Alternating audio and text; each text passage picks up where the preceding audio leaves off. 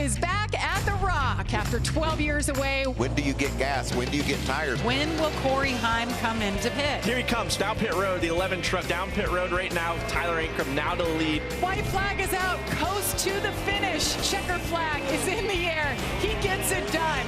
Tyler Ankrum, your winner. Was he going to make it? Could he get there? And yes, he could. And look at that celebration. And he broke a 130 race winless streak. What a day it was. He's starting on the front row in the #1 spot. Let's dial him up, Joey. All right, Tyler Ankrum, Joey Logano up here in the FS1 booth. You got us? Yes, sir. I got you. All right, you're coming off a big victory. You're riding that momentum right into starting first today. Now you got to barrel it off into turn 1, completely lost, and everybody's going to be following you to know where to lift. What are you going to do? Hope and pray, honestly. You know, it's Texas is sketchy enough the first couple laps out on track, and to do it green. That old TJ1, just right, even right here on pit road, looks super greasy and super shiny. So definitely don't want to touch it. Just kind of try to just get a good launch here and get away. Well, you're going to be first to know when you get that clean air, so have some fun, man. Thank you very much. And how about Jake Garcia coming off a second-place finish at Rockingham, his career best? Mikey, let's dial him up. Hey, Jake, it's Waltrip and the Fox team. Do you copy? Yeah, I got you there. What a hot start to this year you're having. Career best finish at Rockingham. You got a view of the front. How are you going to attack this track? We know how difficult it is. Sketchy, it's been called. Yeah, definitely going to be sketchy here, especially with no rubber on the racetrack. So going to have to feel it out these first couple laps, but at the same time, we've got good track position and we want to keep that. Well, battle hard, bud. You've been fun to watch this year. Go get them. Thanks, guys. All right, let's take a look now at the SpeedyCash.com 250 starting grid. We already established that Tyler Ankrum will start in the #1 spot for the first time this year. Alongside him, Daniel Hemrick, his teammate in that gold, number 19. Here in row 2, we just talked to him. Jake Garcia coming off one of his great finishes next to Corey Heim, who's going to be a real contender. This is his type of racetrack. Grant Infinger is going to roll off from the 5th position, and this is a brand new truck that Grant's going to be racing in, and he can't wait to challenge this racetrack with it. Texas's own Caden Honeycutt, he'll be rolling from the 6th position. That's right, 1 of 2 local boys in the field. Let's take a look at the rest of the starting lineup. You see Raja Karuth there in row 4. Lane Riggs, one that we talk about every week. I think he's going to be tough tonight. He'll be great. Chandler Smith as well, another truck that I think is going to be really fast. Keep your eye on Brandon Jones in that one truck. He hasn't run as well as we thought he would this season. He's got another great chance here. Experienced driver. He's going to do well today. Look who's back in row 10, Carson Hocevar. And he is feeling spicy. Another fast one, Ty Majeski, all the way back in row 12.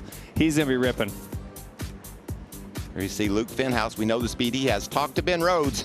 He doesn't like where he's starting. He said it could come down to what we talked earlier. A lot of strategy to get them toward the front. Feels like he's going to have a fast truck, though. All right, let's say hello to our pit reporters, Todd Bodine and Josh Sims. Josh, I'm so happy to see that you have gotten rid of the rain jacket. Yeah, the weather is beautiful down here, Jamie. And let's talk about Corey Heim. This is a guy that has led the most laps in 3 of the last 4 races, but hasn't been back to victory lane since mid-March at Vegas. And he's a guy with this 11 team that is expected to win each and every race. So I talked to Corey about that earlier today, and he said, look, we're in good position. Nothing needs to change. We have a bunch of good tracks for us coming up, and that starts tonight at Texas, a place where he finished runner-up last year. And when I talked to him about this track, he said, look, we weren't good at the start of this race last year, but by the end, we had this truck dialed in and should have won. So if they can start this race the way they ended last year, it should be Heim time by the end of the night, Todd. Thanks, Josh. Yeah, Texas Motor Speedway is almost like racing 2 different racetracks, right? Turns 3 and 4, pretty easy. Pretty much just run wide open through there. Really no bumps, not a difficult corner.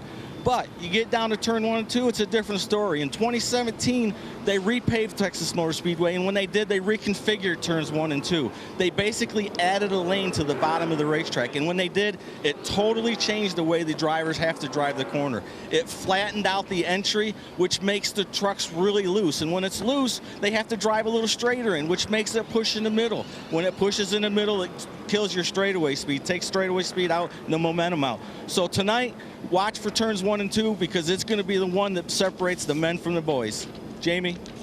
I like it, Todd. And Josh, you guys have a good night down there. Let's now take a look at our track description, sponsored by Craftsman. Yeah, Craftsman's going to tell you all about this 1.5 mile track. Todd described the differing bankings in the corner. You can see it represented there. 3 and 4, just a little bit more banking than 1 and 2. Front straightaways banked 5 degrees, and you can see the differing lengths of the straightaways. Different, different, different. That's what we can call this racetrack. But a race analysis, Joey. Yeah, absolutely. Right there you see the length, 167 laps, 250 quick miles around here.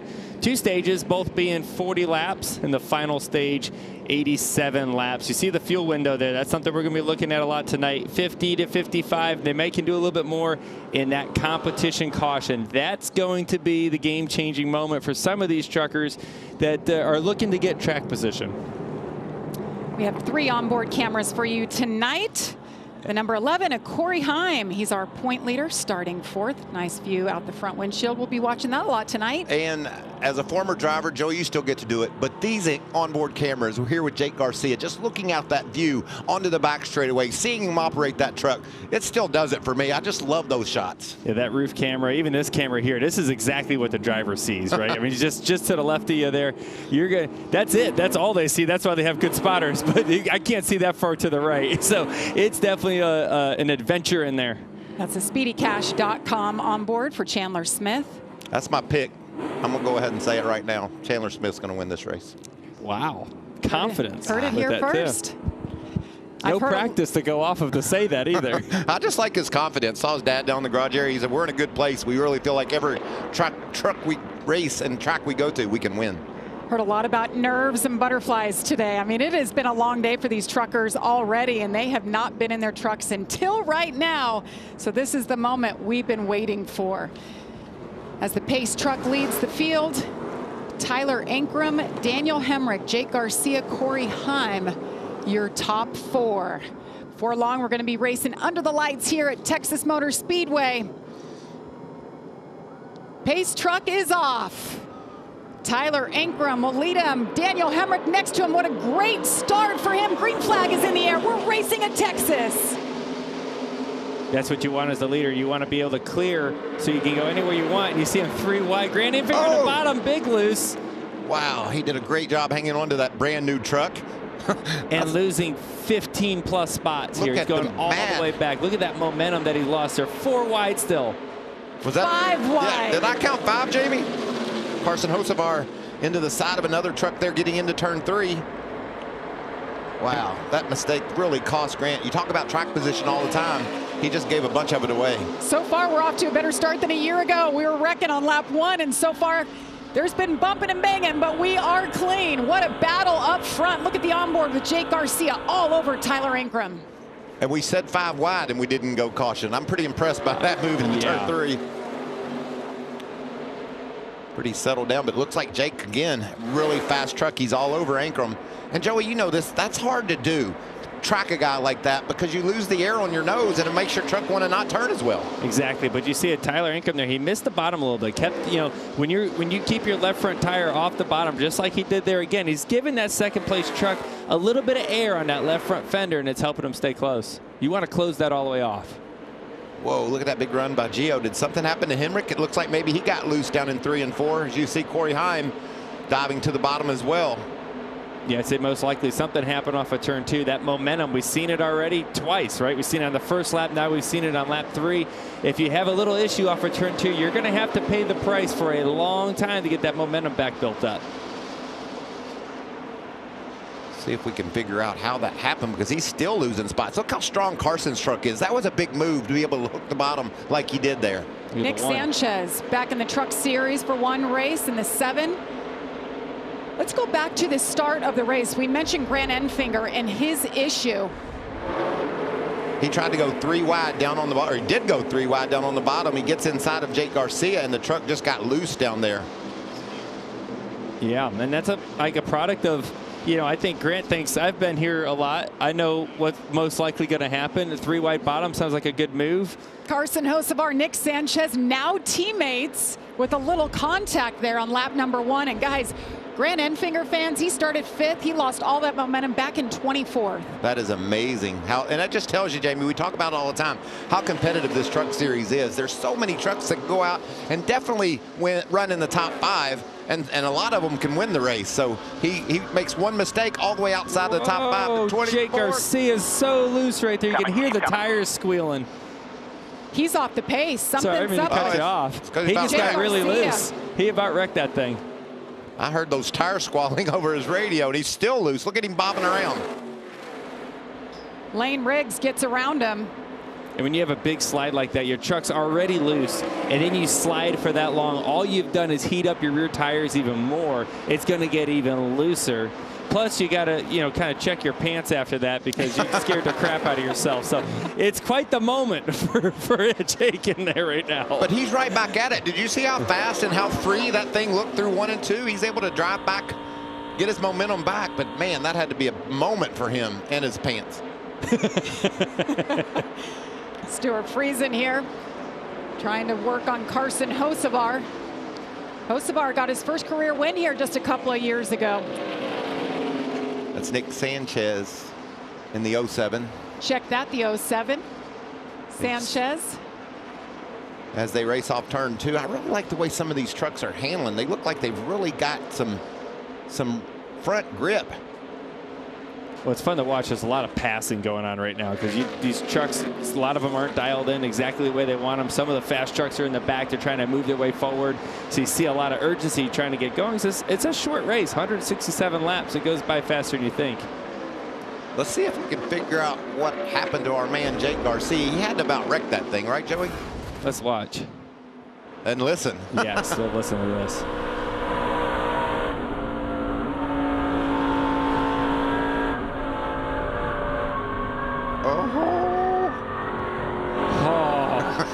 That had to get your attention. Let's watch his hands.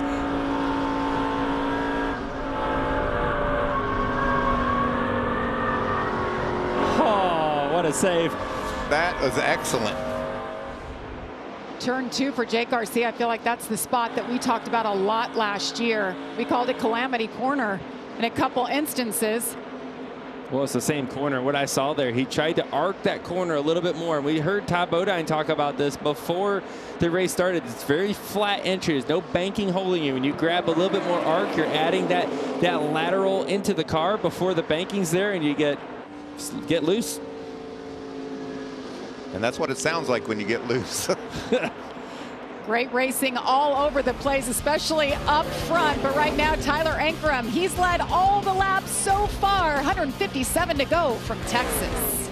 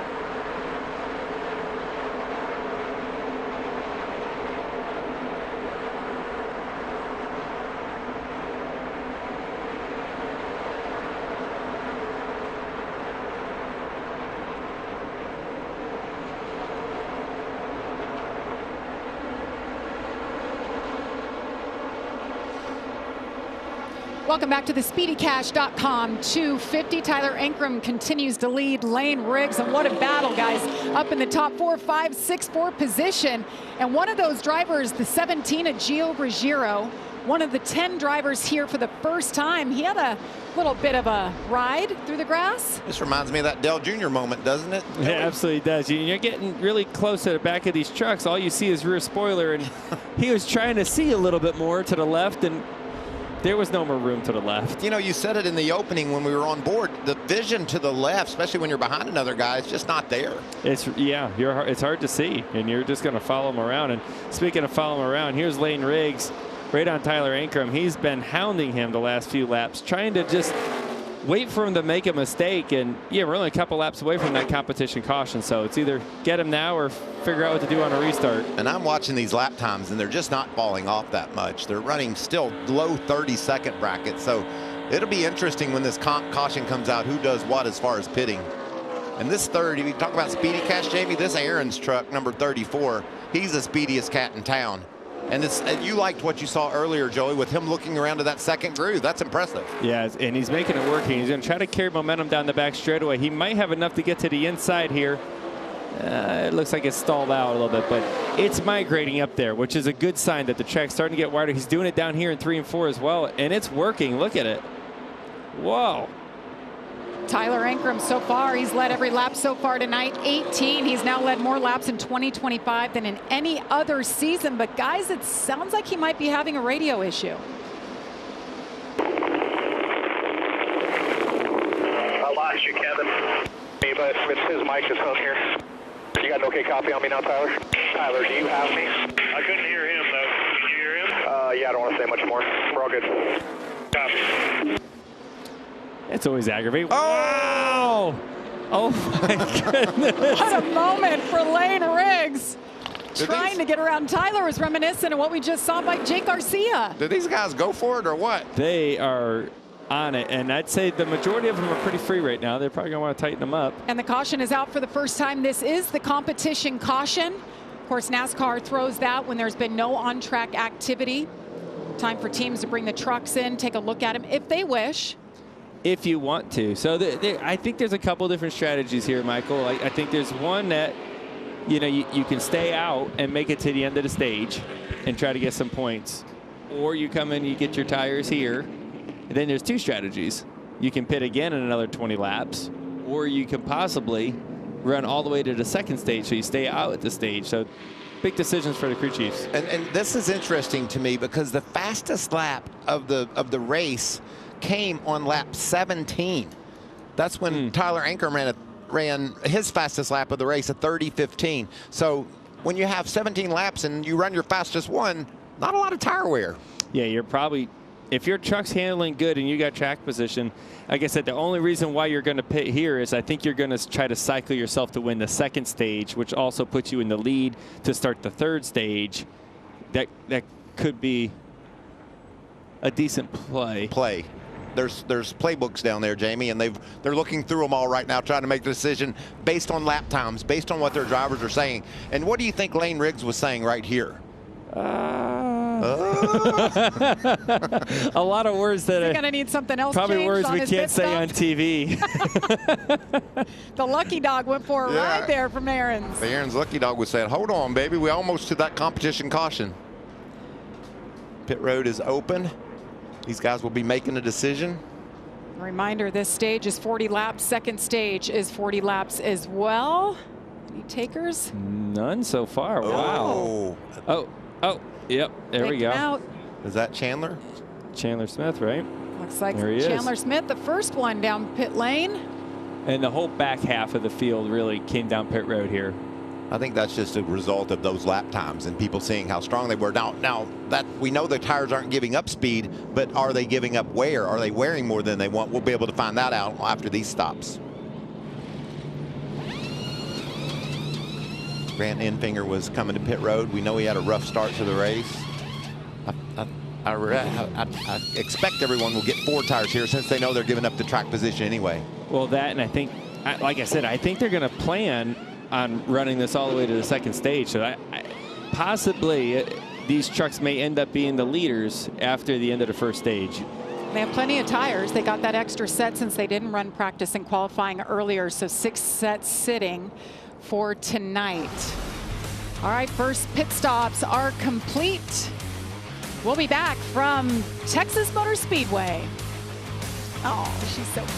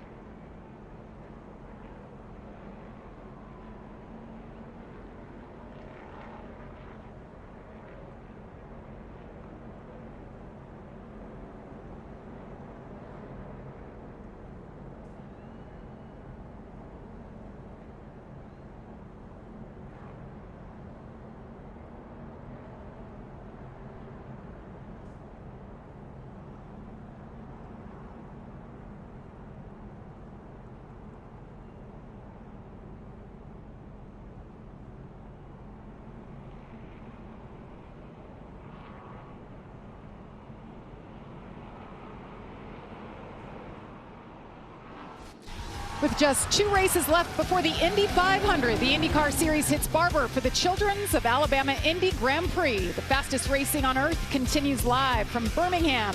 That's this Sunday at 1:30 Eastern on Fox. And their first practice was just a couple hours ago, and Marcus Ericsson was the fastest. What do you have, Todd?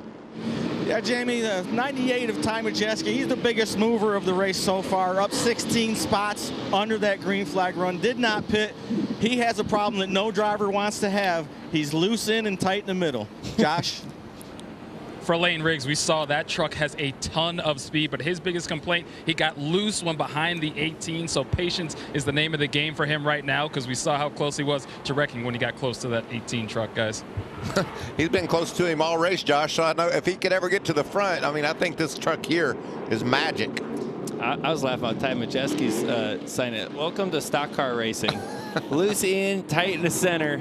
Loose off probably, too, to go along with it. These trucks aren't made to handle really good. That's what puts on the good racing. So Chandler Smith was the first to pit. He was 8th.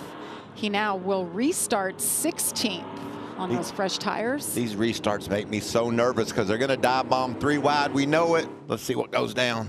Well, Tyler Ankrum has led all 24 laps so far. Lane Riggs on the outside. Green flag back in the air. Nice jump by Lane. Can he make it stick? Here comes Corey Heim on the inside. Gio Ruggiero, his teammate, right behind him. You see Lane Riggs really being able to roll that top side. He's going to almost clear him, but he's going to get side drafted down the back straightaway here by Tyler Ankrum. Look at that mess coming down the back straightaway. Wow, can they sort it out when they get to 3? 3 wide, 4 wide. Look at Lane Riggs around the outside. Such a power move for Lane Riggs to be able to roll that top up there. Out of turn 4 into turn 3. They're still side by side. And look who's back. Jake Garcia still digging in that 13 on the outside. Wow, look at that 34 truck go through 1 and 2. I think Ankrum got a little bit loose, and wow, Lane was there to pounce. And now, again, you lose that momentum, get a little loose, lose the momentum. Here they all come. How about this name that I think we're going to be saying a lot tonight? Corey Heim. How fast has he been all year long? There he is again, right in the top 5. That blue and white truck riding on board now. Only driver he's led in every race this year. Talked to him today like, you should have 5 wins by now. But one thing or another has kept them from victory lane all of those times. He has 2 wins to his credit. Those Toyota Tundras are built just down the road here in Texas, and I know there's a lot of fans here cheering him on, trying to get that next win that we know is coming. Just when will it be? Well, we heard Top 09 talking about Ty Majeski. Look, 2 trucks back there. He had a great restart, and now he's up to 5th. Josh. We guys talk about how strong right now the 11 of Corey Heim is. He came over the radio during that competition caution and said, I have a wobbly feeling in the front end of this truck, just like I had in Rockingham. So while the truck is strong, some concerns for him right now, guys. Thanks, Josh. Was that Jake Garcia getting squirrely? It was Majeski. Majeski saw him coming on. He was sideways. He didn't lift. He still stayed underneath Ankrum. And Ankrum, once he lost that clean air, you can see that his truck, you know, he wasn't pulling away that much as a leader, which is usually a sign that you're not that good. You know, you don't have enough speed. And now that he's lost that clean air, his truck's starting to show that ill handling a little bit more. And there goes another spot for Corey Heim. He's going to be 2nd now. Start trying to run down Lane Riggs. Impressed with Jake Garcia, though, after that big slide he had. He's recovered and still right up front.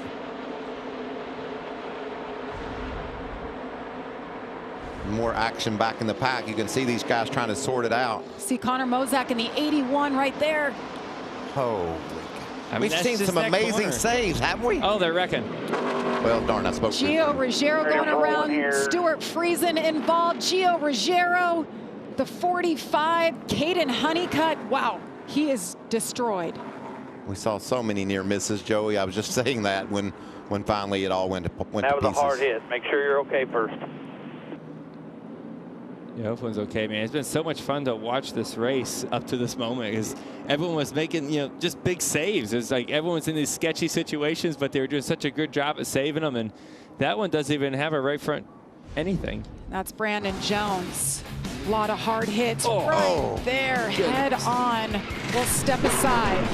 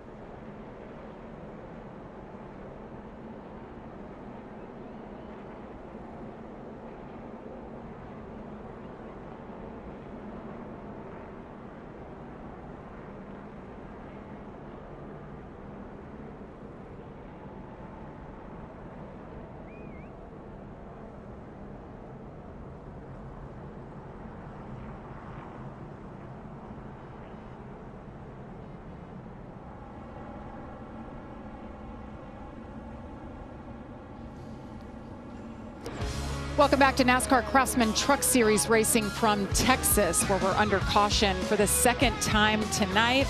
AMR safety team just picking up all the pieces from this violent crash that involved 4 trucks. Well, we saw earlier Gio Ruggiero got low on the front straightaway and kicked up a little grass. This time, it didn't go as well. Yeah, we talk about how hard it is to see again, and you see him come off a turn 4 down the front stretch. Hocevar is going to find a hole to get into the bottom. And then he's like, I want to see. Oh, you know, like you want to see, and then you know you're in the grass. And gosh, we've seen this wreck happen here before, just like that. And I think Kyle Busch said it best. We need more grass, and it needs to be taller.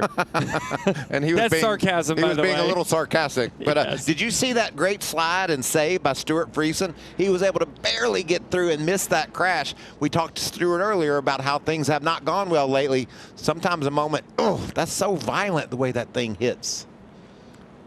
Sometimes a moment like Stuart experiences here when he drives the heck out of that blue truck. See him down on the bottom? He went to go high, decides to go low, throws her sideways and kept it going straight-ish. I mean, those guys are running 7th, 8th, 9th, and 10th. Look at that big push Carson had, and Gio said there's room down there, but he was wrong. Yeah, those splitters are so low in the grass, and here we get some trucks pitting, flipping the stage. Tyler Ingermit's slipped back a few spots after leading the first 24 laps of the race. Lane Riggs, Corey Hyman. All these trucks will get 4 tires, as Joey said, flipping the stage here. Probably try to see if they can't get back in the top 10, but knowing they got trucks to win the race with. This is their strategy that they're playing. And so what's going to happen here is a lot of the trucks that pitted last time have stayed out. The majority of them have. And they only got 7 or 8 green flag laps on their tires. They're looking pretty good. 6 laps to go here in stage number 1. Under caution for this incident right here, riding on board. Chandler Smith gets a bird's eye view of that incident right there. We'll be back.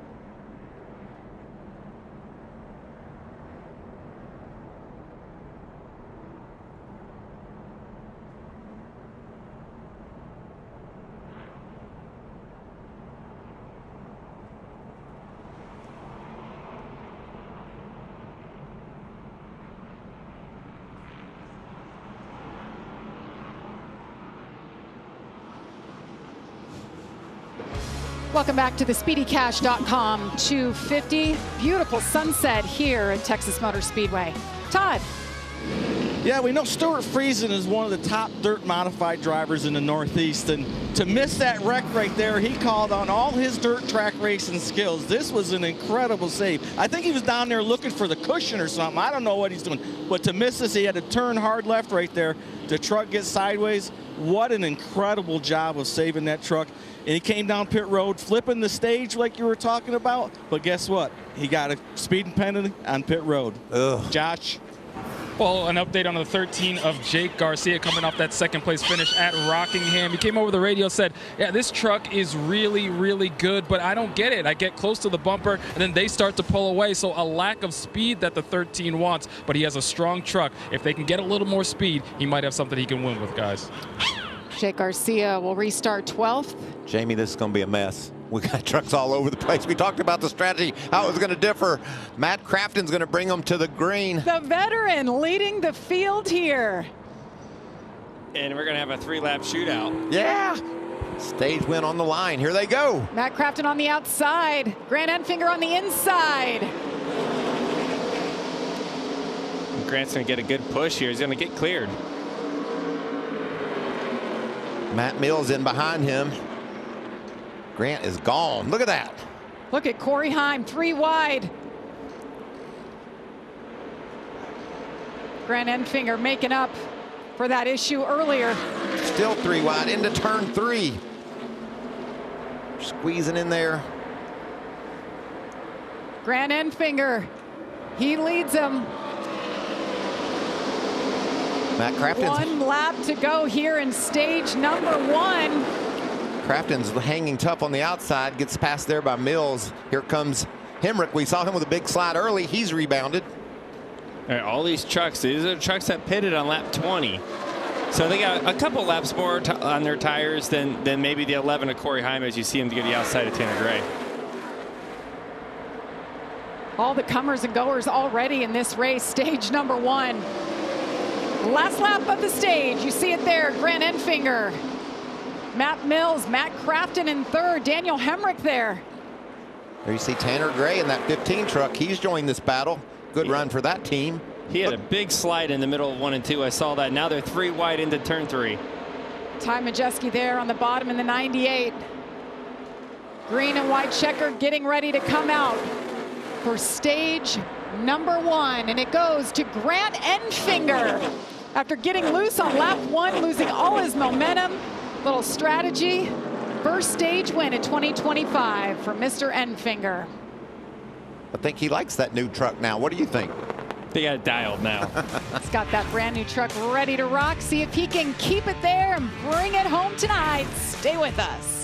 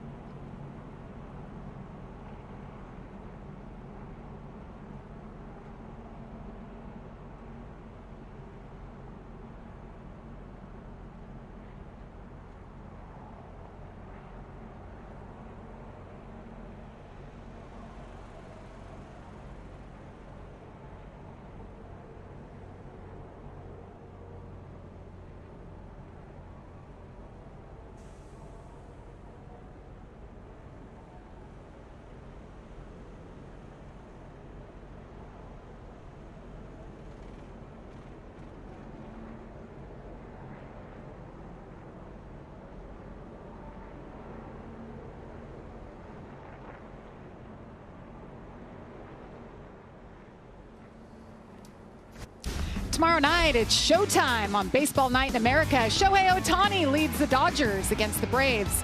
Or Bobby Witt Jr. and the Royals take on the Orioles. Check for the local game in your area, and that's all tomorrow. 7 Eastern on Fox. And speaking of the Royals, Corey Heim throwing out the first pitch next Friday night. You like baseball, Joey? It's always fun, entertaining. Yeah, I never watched much baseball, Gotcha. to be honest with you. Speaking of Corey Heim, he's partnered with Safe Flight Foundation to go blue in May to support Foster Love. It's a nonprofit dedicated to transforming the lives of foster children in the U.S. Just scan that QR code right there to learn more. So a good cause he's racing for tonight. And what a beautiful truck it is. I was down there earlier, Foster Love, what they're doing for that community. It's just a beautiful effort. I tell you, foster care, that's what our foundation, the Joey Logano Foundation, we support organizations that help the foster care community, the kids, the parents, you know, that go through it. It's such a hard thing to become, and it's such a challenge even just to become a foster parent. But even once you are a foster parent, the challenges that are going to come your way, and these kids that get put into the system, it's not of their own doing, right? It's not their fault. It's not the decisions they made, and they just need some love. They just need someone to care about them and show them you know, how to become a contributing member of society, right? That's the ultimate goal. Great organizations like this help that. Well, great organization that, like your foundation, that helps them do the things that they get to do. So thank you for that. Yeah, we love the JL Kids crew. You have 2 new members coming this weekend, right? We have a few coming this weekend too, which is fun. They get to have the full NASCAR experience, and they'll have the race suits on. They'll push a car out, you know, under the grid and maybe set the air pressures or give them a little job. It's cool. So great. How about this? Stage 1 points, Grant Enfinger with 10, Matt Mills 9. Great for him. All the way down to Lane Riggs there, taking that 10th and final spot, getting that 1 point. Todd. Yeah, Jamie, I spoke with Tanner Gray before the start of the race. He knew that he had to get a good, solid run tonight. It's been a couple of hard weeks for him, not good finishes. They needed to get out here and good, solid run, good finish in this stage 7th. He said the truck's just a little loose. Josh? Oh, no, Josh. Jamie? Well, Thanks, Todd. no, Josh. See him taking their time issue on the right front there for Tanner. Had some damage, maybe? Not a whole lot of trucks on pit road, but enough where you don't want to be messing around with your fenders. He's on his way. Yeah, we saw when they took the right front tire off, the Goodyear label was not there, so he got into something at some point. So 123 laps of action still to come from Texas Motor Speedway. Grant Enfinger, the leader.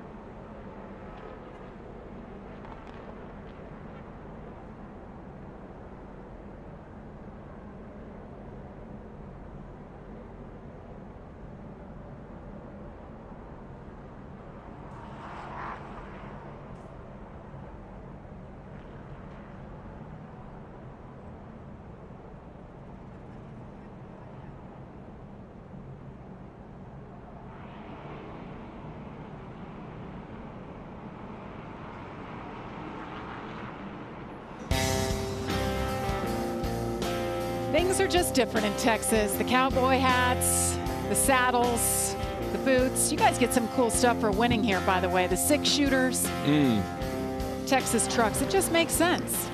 There's a nice, cool cowgirl hat. We need to see some horses. We saw the Longhorn steer in our opening tees. Love to see that. There used to be some right across the street, but man, they have built it up so much around this racetrack. Not a lot of livestock around here. I'm not sure how much the horses would like the sound of the horsepower that we see here. We used to see them sometimes. Eddie Gossage used to bring them in, always the big shows, the pre-race shows. Got an interesting situation, Joey. Some of these guys that are at the front of the field, the top 3 pitted on lap 22. They stayed out, and now they can run to the end of the second stage, and so they're in a good spot. But will their tires hang on? They've shown speed. Will their tires hang on to allow them to get to the end of the second? I think their tires will be just fine. They only got 11 green flag laps, I think it was, up to this point. Here we go as the drivers approach the Echo Park Automotive Restart Zone. It's Grant and Finger on the inside, Matt Crafton on the outside. Green flag is in the air. Stage 2 is underway. Make a note that inside lane has seemed to be preferred for the leader, and it looks like it's worked so far. Look at that run. Crafton gets around the top, though. Daniel Hemrick in the 19 took a peek. Thought twice of it.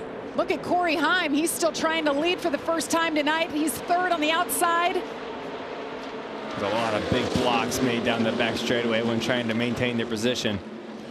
You know, usually in the Cup race, y'all don't start blocking each other till the end. They started on lap 1 blocking each other. I don't know what you're talking about. I mean, they are weaving all over the place on these straightaways trying to get position.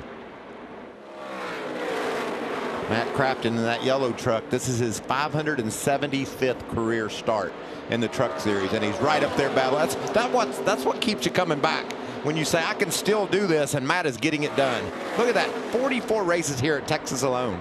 48 years old, a 2-time winner here, still trucking, still loving every minute of it. The average age, what do you think the average age of the Truck Series is? Well, without Matt. Probably 25. Look at Corey Heim around the top. Corey Heim is fast. He just put it up there and drove right around. There was a ton of speed in that truck. You got to be liking what you're seeing, Joey, for the race on Sunday with this groove opening up like it is right now. Yeah, and as this run runs longer, it's going to open up a little bit more. And you see Corey Heim, he ran down Grant Enfinger like he's sitting still. So much speed. Great battle for the lead here as they head into turn 1. That was his fastest lap of the race that time by, down into the 29.80 second bracket. You can see he's sizing up. Set it up and time it up by 10. Got no pressure out back. And that's what you want, right? You want to be able to work on the truck in front of you and not be worried about the trucks behind you. You can focus on 100% on how do I pass Grant Enfinger, in this case, in the most efficient way possible. Look at that swing to the high side. He went back to the bottom. I was trying to fake him out there or what, but boy, he's keeping momentum right there. Gosh, let's see how fast it is. Lane Riggs sideways. Come on, baby, hang on to her. Goes around in turn 2. Caution is out for the 4th time. I don't know who's going to have the lead when the caution came out. And Lane Riggs really fast earlier too. Yeah, he was running 6. So we talked about the aggressive blocks and the battles going down. Oh, a little loose on the inside. Corey Heim to the front during this incident. He now leads at Texas.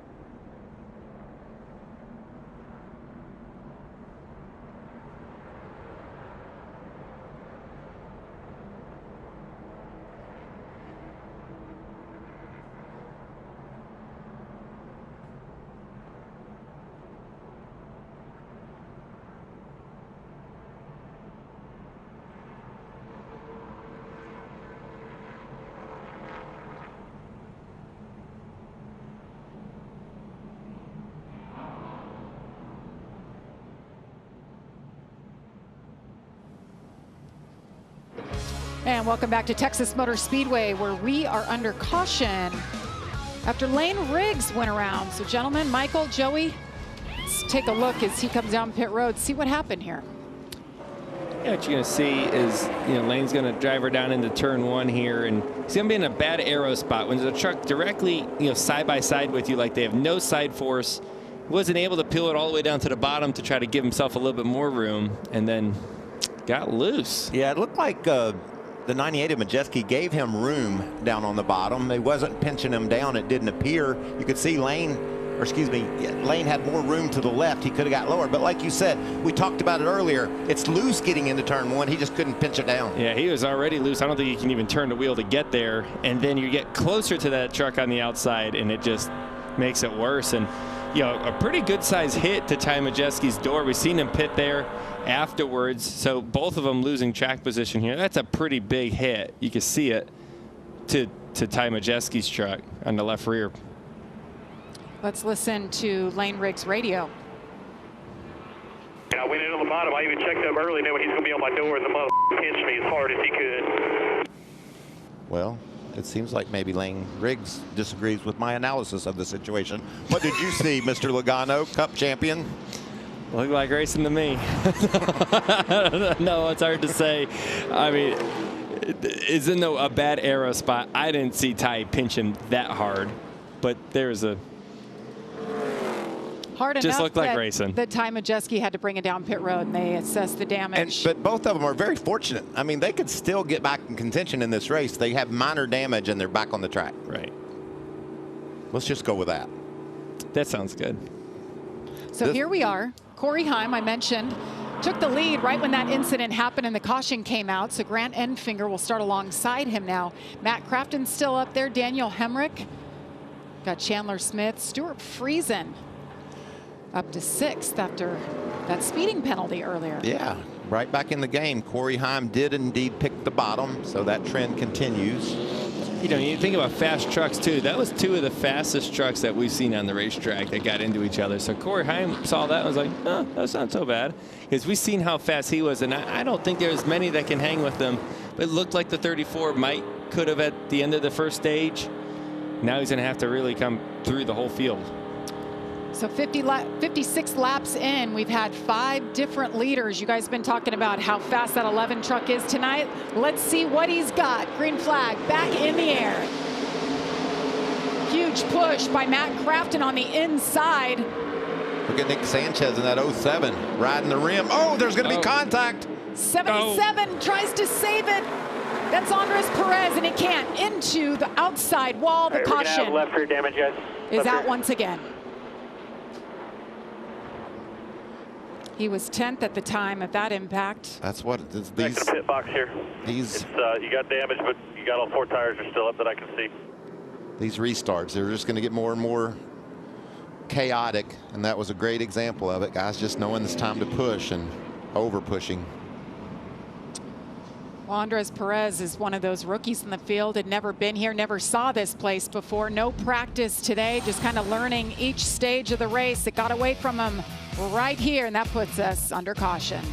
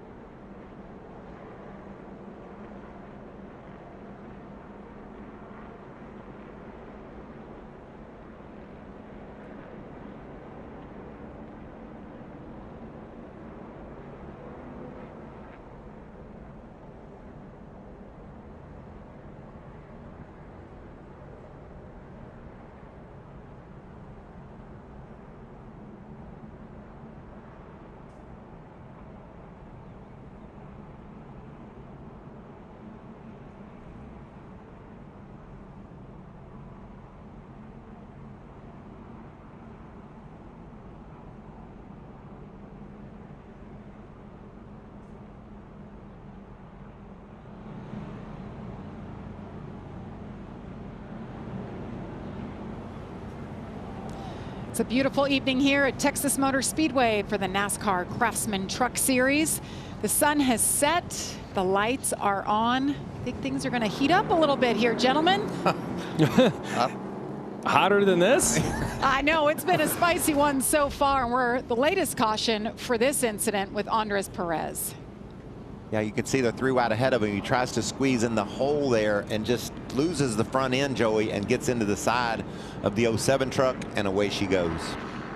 Yeah, he had a bit of a tank slapper there, back and forth, trying to save it, and really destroys the back of that truck, and he pulled it into the garage. You can see up on the outside, Nick Sanchez, and then he thinks he can squeeze in there, but there just wasn't room. He lost the nose, and away he went. Yeah, he was already going here. You know, and you got to be aggressive on these restarts. You don't have an option. You can't just tiptoe around. You're just going to bleed spots, and it's going to be really hard to get them back. And here you see he just couldn't stay low enough. Right, the gap was big enough from the fit. He just couldn't stay low enough to get into that gap, and then he got too close to the truck on the outside. Andres Perez just drove it back to the garage, and let's check in with Todd. Yeah, Jamie, the last caution when Lane Riggs got into the side of the 98, Joey was right on the money. Got into the left rear and cut down Ty's left rear tire. So they came in, changed left side tires, pulled the fender out. He's good to go now. And at the same time, Carson Hocevar in the 7 truck, he's had a voltage problem. They came down pit road, and the Spire Motorsports crew did a great job of not losing a lap, changing the battery. So Carson, they just came back down, put the cover back on the battery box. He's back out.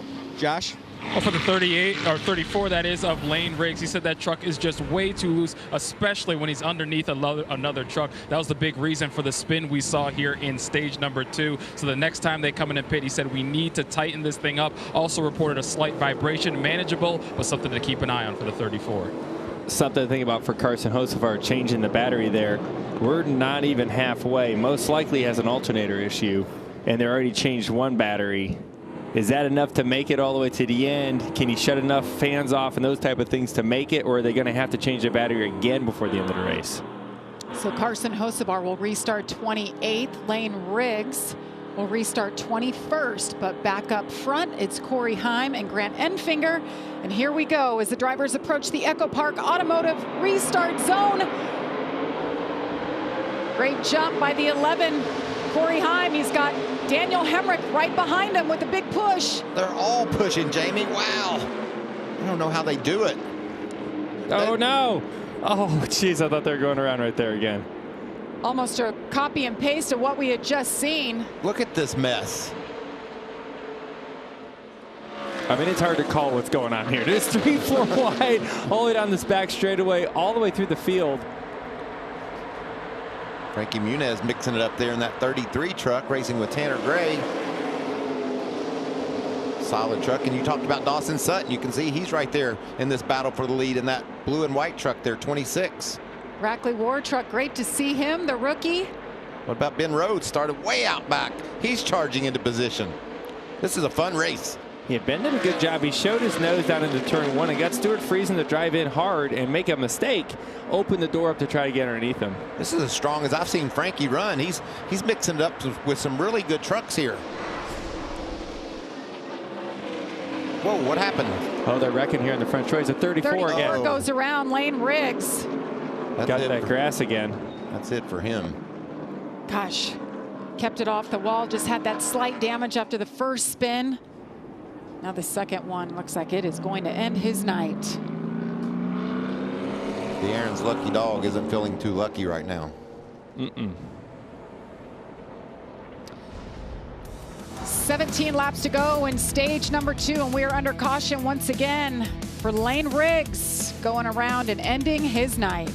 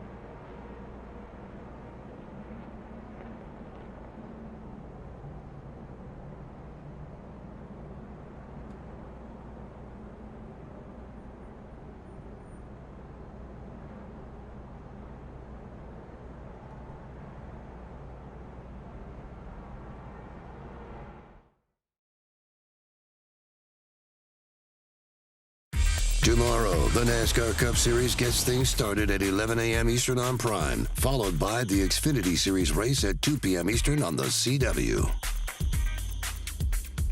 Welcome back to Texas Motor Speedway. Well, it's hard to get a rhythm. We've had 6 cautions so far as you see the Lane Riggs truck being pushed back. Lane will take that ride to the infield care center. So as he does that, let's take a look at what happened here.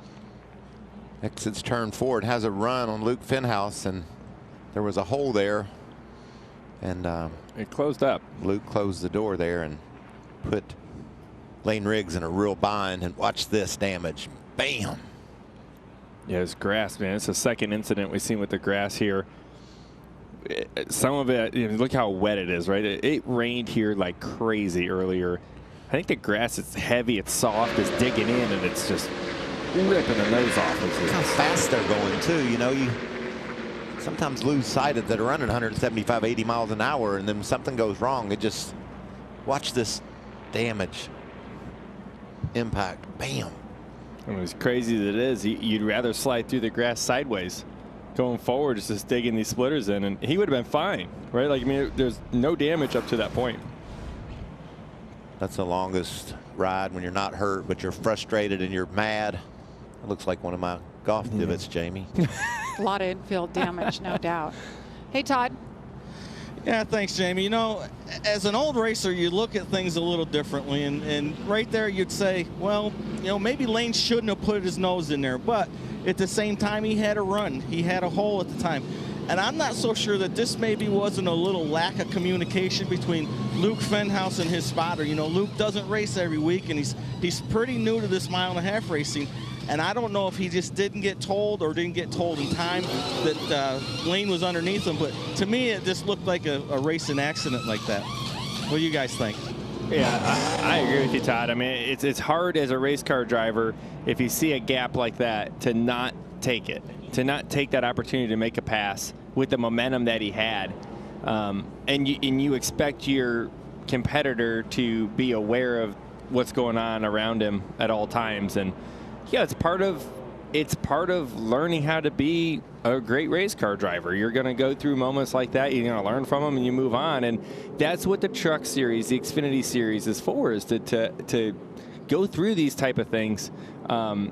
Sometimes you're in the wrong place at the wrong time, though. If you're Lane, he had such a big run, and like it just shut so quickly, and the result was a crashed race truck. Well, Joey, you're watching all this from up here, but you're going to be behind the wheel on Sunday when the stars of NASCAR light up the Lone Star State. A battle at Texas Motor Speedway, and coverage for the Worth 400 begins at 2 Eastern with the green flag flying at 3:30. That's Sunday on FS1. Is that your pick for the winner? That's my pick. I'm picking Joey Logano to be the winner. He needs a big redemption weekend. What better place to do it than Texas? You've had some good runs here. I've had one in particular that really stands out. I believe this will be it. Look at that young buck back in 2014. Such a kid. This was cool, racing Jeff Gordon for a win. Because, I mean, I grew up watching Jeff Gordon, and there was a green-white checker there at the end. We put tires on. Jeff did not. We had to come from a few rows back and was able to make the pass going to take the white flag. A cool place to win. You get a lot of cool stuff. Yeah. You get guns. That's cool. Lots of fire. Hats. Victory lane. Did you get a saddle? I did not get a saddle. But that's okay. I don't plan to ride a horse anyways. Didn't Jeff Gordon one year get a couple of ponies? Didn't Gossage give He him? did something like that. Yeah. What do you do? Like, it's like, oh, thanks. You know, it's like how am I going to get these home? Yeah, it's like a prank gift. You're like, thanks. Now I don't know what to do with these things. Todd. Yeah, 98 of Ty Majeski. They just flipped the stage. We talked about earlier, they came in and changed left sides with that left rear. Well, they just came in and changed right sides. Ty's comment to his crew chief, Joe Scherer, was, we've got to get out of this hornet's nest and do something different. And they decided to flip the stage. Jamie? Well, that's a good strategy. Then now they can stay out at the end of this stage and get some track position and then run to the midway part of that final run. Hearing that maybe the 66, they think they knocked the battery loose. That's why we're staying under caution right now. Pushing that truck off turn 2 as you see Joe Shear Jr. looking on as his truck gets ready to go back to battle after that strategy call that Todd explained.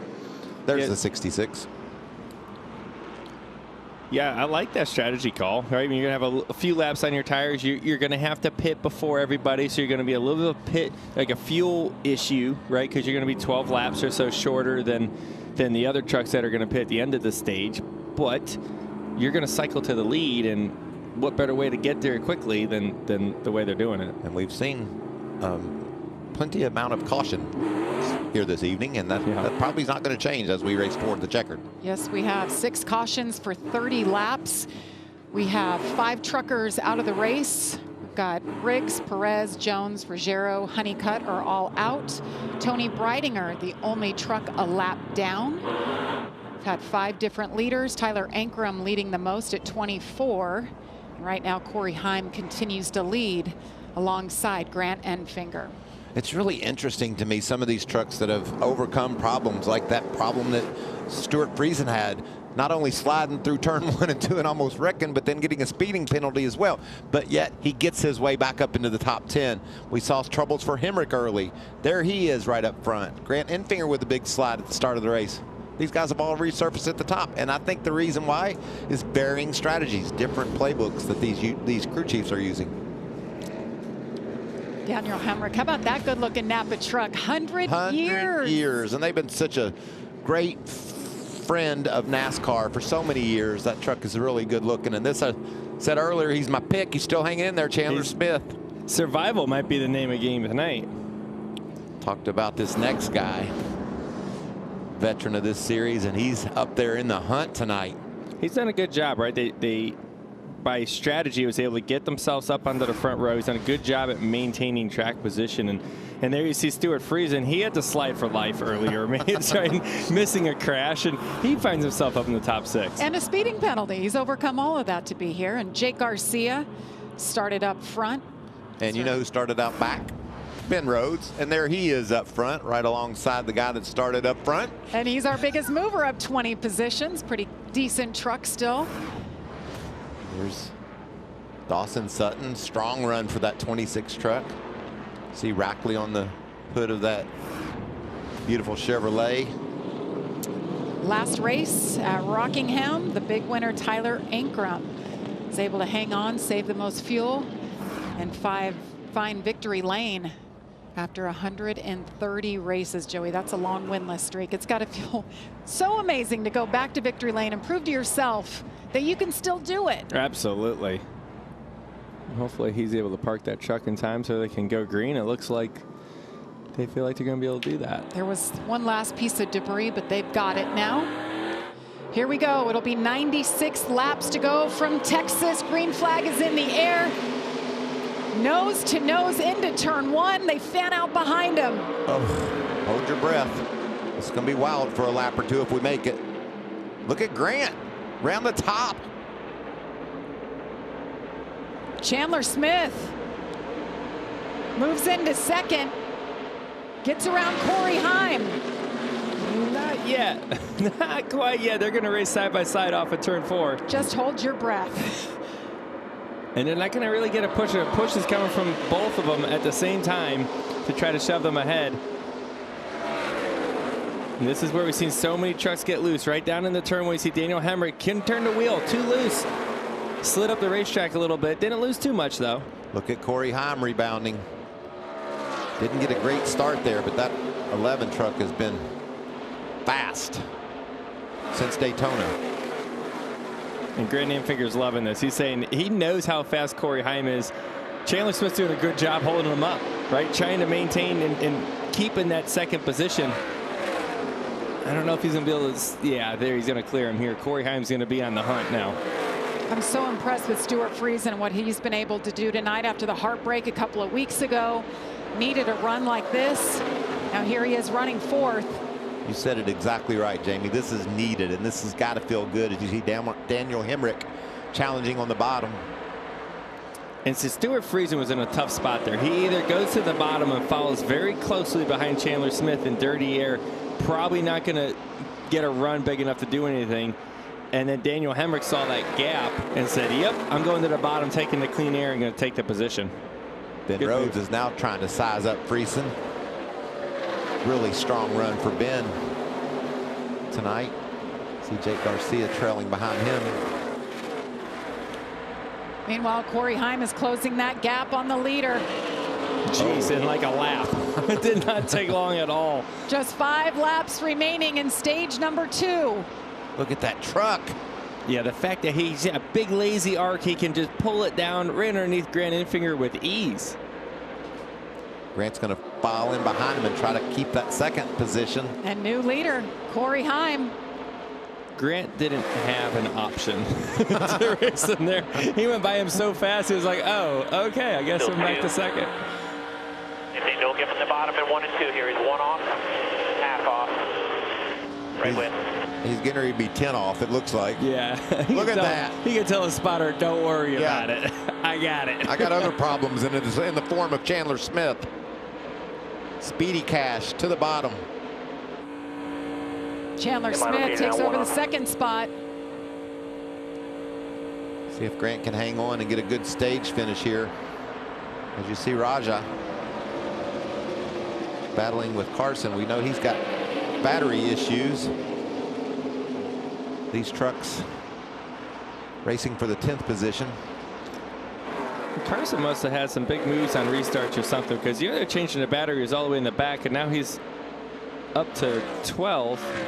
I think that's been the theme of this race for me. Big movers from the back to the front and vice versa. It's hard to keep up how they did it. Yeah. Hocevar up 7 spots since that restart. Corey Heim just checking out now. About a second lead over Chandler Smith. It was 0.3 of a second faster than the field that last time by Jamie, and you Look can at the see speeds right here. Hocevar getting a run here. Whoa, big dive. Well, he's wanting to get to the outside of Raja. Raja shut the door. He said, all right, I'll go the other way. I think those two trucks kind of caught Matt. Final lap of stage number 2. It was Grant Enfinger who picked up stage number 1. And right now, Corey Heim is setting sail. He has led in every race this season. Makes his way through 3 and 4. Green-white checker is in the air, and Corey Heim picks up his 5th stage win of 2025. That is the most of all drivers. Chandler Smith hangs on to that second spot. Grant Enfinger, Daniel Hemrick, Stuart Friesen, the top 5. Stage 2 is in the books. Pit stops coming up next.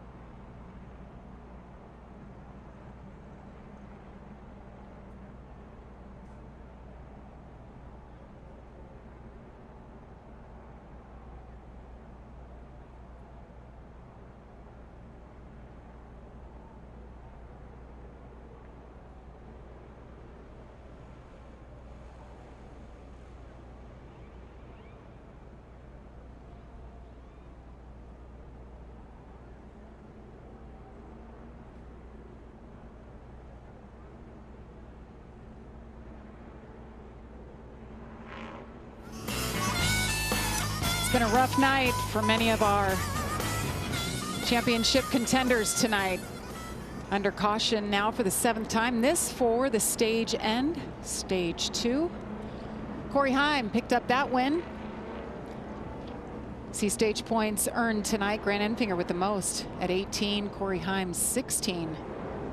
Nice job by Matt Mills, Ty Majeski down there, and Ben Rhodes rounds him out with 5. So pit road will open. They're coming your way, Todd. Yeah, how about this comeback for Stuart Friesen in the 52? After the slide for life and the speeding on pit road, back up the 5th. Stuart really likes the way his truck is driving. Says it's building a little tight as the run goes, but really happy with it otherwise. And the 19 of Daniel Hemrick, he's really struggling. He needs some side bite, a little side grip. He cannot make any moves. We've seen it on the racetrack. He gets a little loose under guys and outside of him. Josh?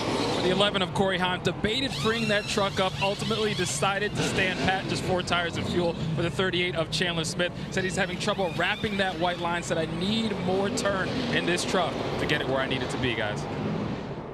Track conditions changed a little bit. Lots of adjustments on those race trucks. We had a handful of them stay out. We'll reset it all for you after this.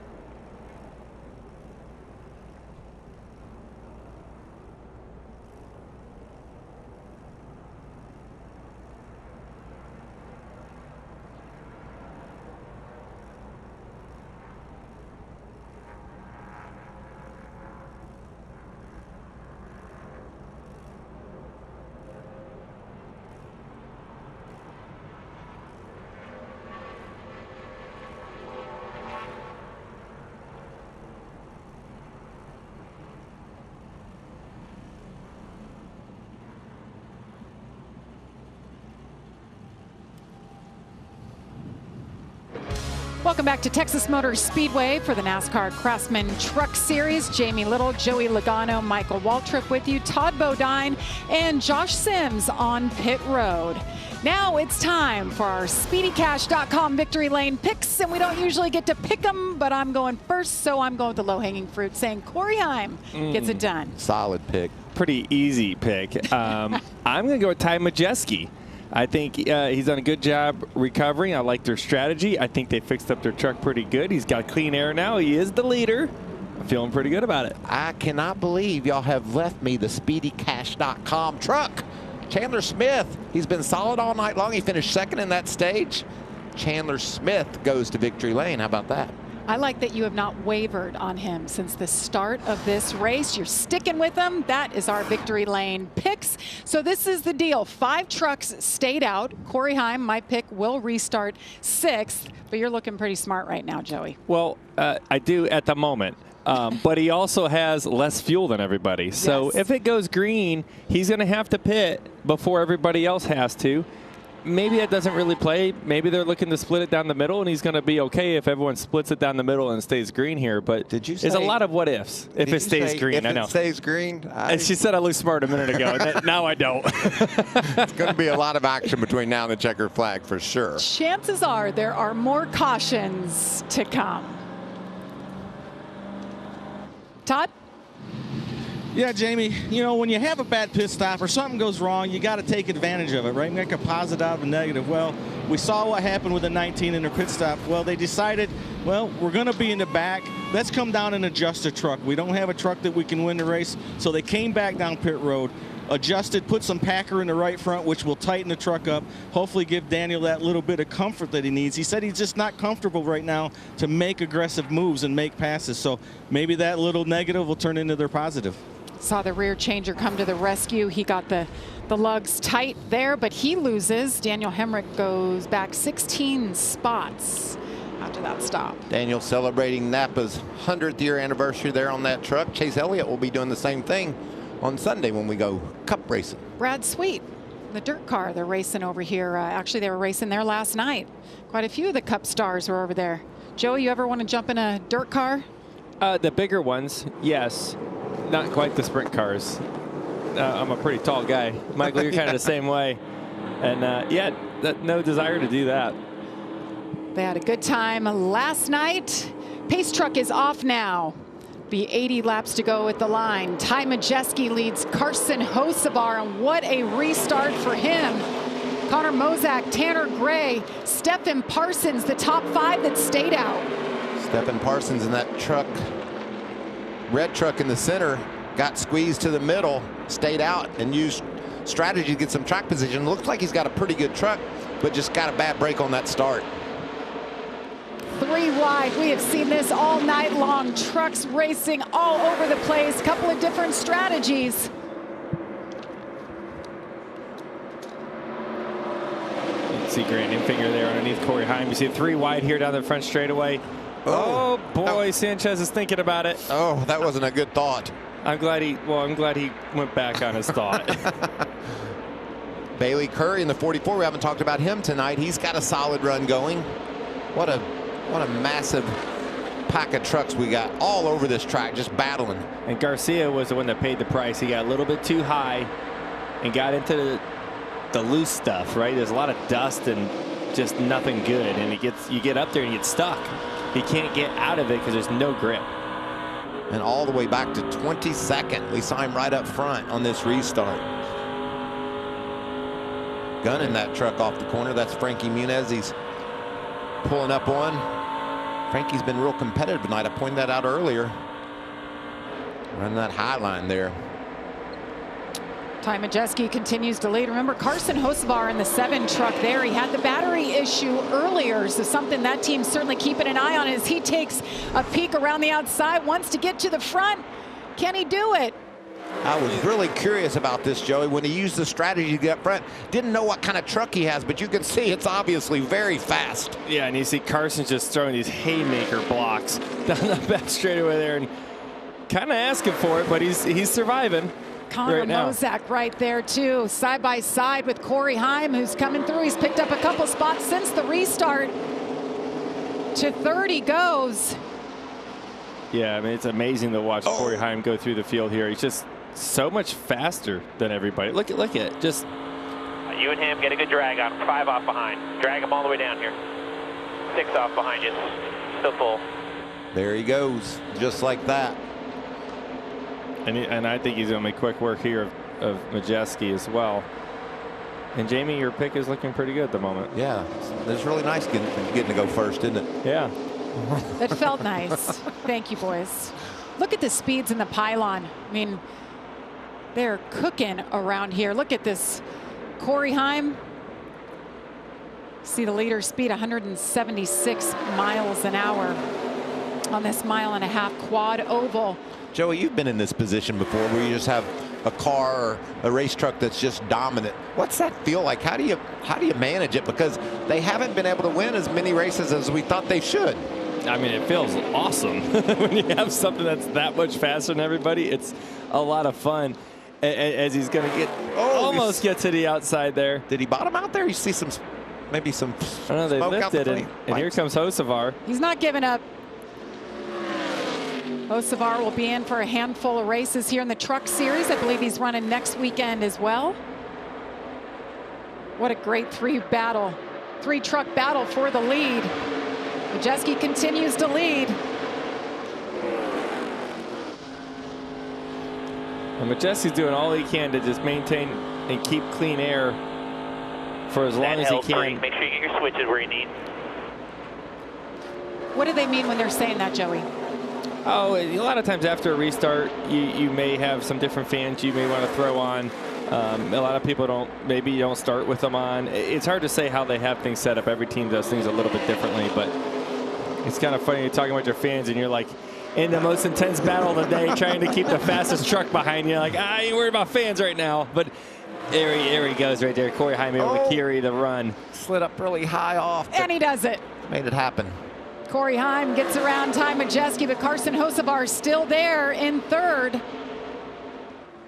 remember, Hocevar, they had to change that battery, so I don't think they have everything fixed. They got a new battery in the truck, but their alternator must not be working. So even though he's up there right now, he's hoping that his truck makes it to the end. You see, he's working that high side. I think he's definitely the second best truck right now. If he can get around Majeski. Oh, Raja looking a little slow here. Off the pace. Must have Inside, winding back up. Raja Karuth. Must have went for a slide. 15th. Down on the bottom, you get loose down there. Yeah, same thing we've seen happen with Majeski and Lane Riggs earlier. Luckily, nice he save. didn't overcorrect, too. You can see the thing want to snap back to the right.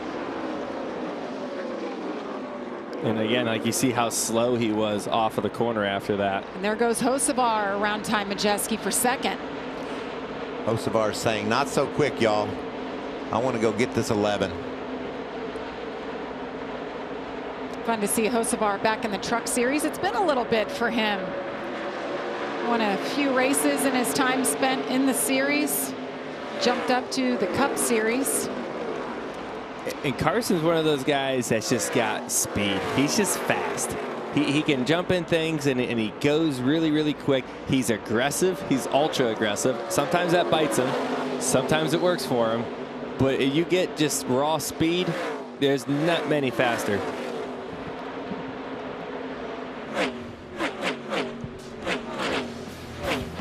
.68 laps to go from Texas. Corey Heim continues to lead him.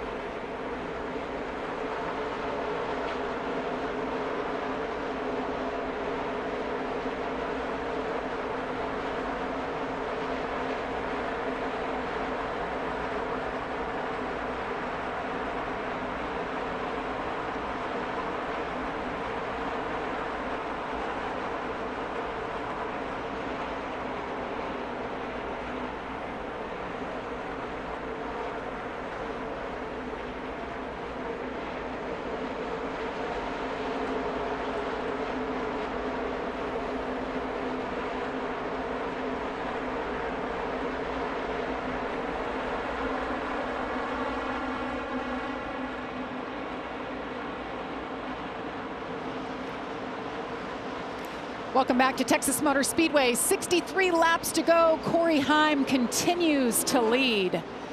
We've said that a lot this year. Continues to click off the fastest laps on the track. He's just 3 or 4 tenths better when he's on clean racetrack. It's amazing the speed of this 11. I got a Larry McNugget, as All right. we always hear. Corey Heim is winless in his last 4 races when winning a stage. So he picked up stage number 2. Look at those lap times. I said 3 tenths. There it is, over second place. Yeah, he's just really, really fast. And, you know, he's had just weird things happen to him this year. And it's he's led a ton of laps, and to your point, he's won a lot of stages, but he's just had some weird stuff going on. And say Ty Majeski's truck just not quite as fast as I thought it was going to be up here. And, you know, yeah, his tire is a little bit older. I don't know how much that really matters here. It doesn't seem like the tires are falling off that much. And you see Stuart Friesen working the outside of him. His tires are the same laps that Carson Hocevar's are, and Carson's the second fastest truck, so it's not that, like you said, Joey. Just the truck isn't as good as it was earlier. Right, and he's got them all stacked there behind him, and Ben Rhodes looking to make a move on Tanner Gray. So Friesen moves into 3rd. Ty Majeski, Tanner Gray, and Ben Rhodes in 6th now, Todd. Yeah, we talk about all the time how sensitive these trucks are in aerodynamics, and we just saw a classic example of that with Raja and Tyler Ankrum. As they entered the corner here, you see Tyler's quite a bit off of the side of Raja, and as they further around the corner they go, the tighter he gets, and we call it taking the air off the side of the truck. And Raja, when it happens, the truck's going to get loose, and Raja did a great job of saving it. That's a great way of explaining it. And the reason why it's like that is these trucks, they're built a little bit skewed, right? They got the right rear quarter out there in the wind. They put a little skew in it as much as they legally can. And so they're relying on the air coming down the right side of the truck, pushing it to the left. And when you put another truck next to it, you don't have that air that pushes you to the left anymore, and the truck wants to spin out. And that's why that right rear is so sensitive. If you ever scrub it up against the wall, you're basically done because you depend on that rear fender to keep you going. It's a good example of it, Grit and finger in front of you. You can see how that right rear corner of these trucks, it's just hanging out there in the wind. That's making downforce and inside force. Stephen Parson, that trophy tractor truck around the outside. He's having a good run after getting some track position. He's in 11th. And this battle continues as your guy, Majeski's continuing to lose spots. Yeah, and you had that damage earlier. I thought they fixed it nice, but maybe, you know, as much contact as was there, it's very likely that the toe in the rear end got knocked out, or maybe some of the camber or whatever it may be, the alignment of the rear end. But, oh, there's that loose moment again where you get that, like we said, truck to the outside. Grant Infinger had a big wiggle.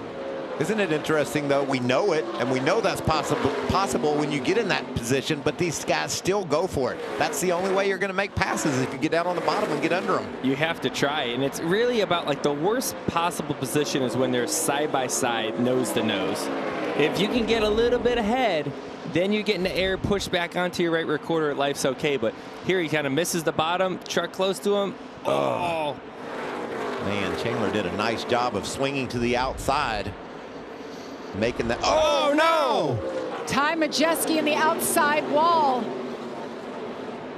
Did he try to block Chandler Smith down the back, and that just was incidental contact? I don't know how that Ty Majeski did not wreck that thing completely. We just talked about right rear quarters. That thing is knocked in big time. It's going to handle really bad now. That's a perfect example of what one doesn't want to look like. Oh, he just blocking. Yeah, it looked like Ty wanted the bottom, and he went to swipe him a little bit the other way to the outside. And it's the risk you take when you make blocks, right? You kind of, okay, you're going to block me there, I'll go to the top, and then he's already so close it just turns him sideways. Well, Chandler Smith didn't do anything wrong. He was just racing, and he got blocked, and then he tried to go the other way, like you said, Joey, and nothing he could do different. That was just, you hear him out of the gas even. Yeah, and like I said, that's the risk you take. If you're going to make the block, there's a little bit of risk there. That truck's now damaged And you pretty see severely. Slips back to 11th. as the 18 of Tyler Ankrum tries to pick up a spot from him. I think he's going to keep slipping back, Jamie. Here or not? Not yet. Not yet. 114. Got to go 84. 84, then we feel like we can make it. Still inside. That's the fuel window we've been talking about. They think if they go to 114, excuse me, we're on lap 114. He needs 8 more laps and then they can make it, the team says. Jake Garcia in the 13, so fast early on, hasn't been able to make up a whole lot of ground. Running all the way back, Jamie in the 13th position. He had so much confidence coming off Rockingham, finished second there, and the team, I talked to him, they said, guy doesn't say a whole lot, and he doesn't when you talk to him, hear from him in interviews, but he was on cloud 9 after that race and looked like he was going to carry that into tonight, but the truck just not what he needs. Nick Sanchez, gosh, 23, what a heartbreaker for him. Remember that one, Michael? He led 168 of 172 laps. We go into overtime, and him and Carson Hocevar get together and ruin his chances. So a little unfinished business here for Sanchez, who's running 8th. There's Stephen Parsons running in the top 10. Done a nice job all night long. Started last, Joey. We've talked about comers and goers. He's come from last all the way up inside the top 10. Nice job for Stephen. What I found out in this race, it don't matter where you start. There's so many different things. Everyone was in the back at one point, and everyone's been in the lead at one point. It's been all over the place. And for Stephen, I'm always impressed with what he can do because he's not a full-time driver. You know, he does whatever he can. He's always around the garage to pick up a ride here and there. When he does, he always does a nice job. So it's fun to be able to talk about him running in the top 10. I like seeing him on Sunday when he's being a hospitality guy. Yes. He's giving pit road tours and does whatever he has to do. This time fitting, still waving to the one behind you. There you have it. First guy moving to pit road, and it's because of that right rear damage, I bet. Did he get it slowed down in time? Yeah, he's going to make it there. Wow, that was wild. So Ty Majeski brings it down. 49 laps to go. Corey Heim continues to lead Carson Hocevar by 5.5 seconds. And just driving away. And you look how much he's working the wheel in there. Like that's the best truck.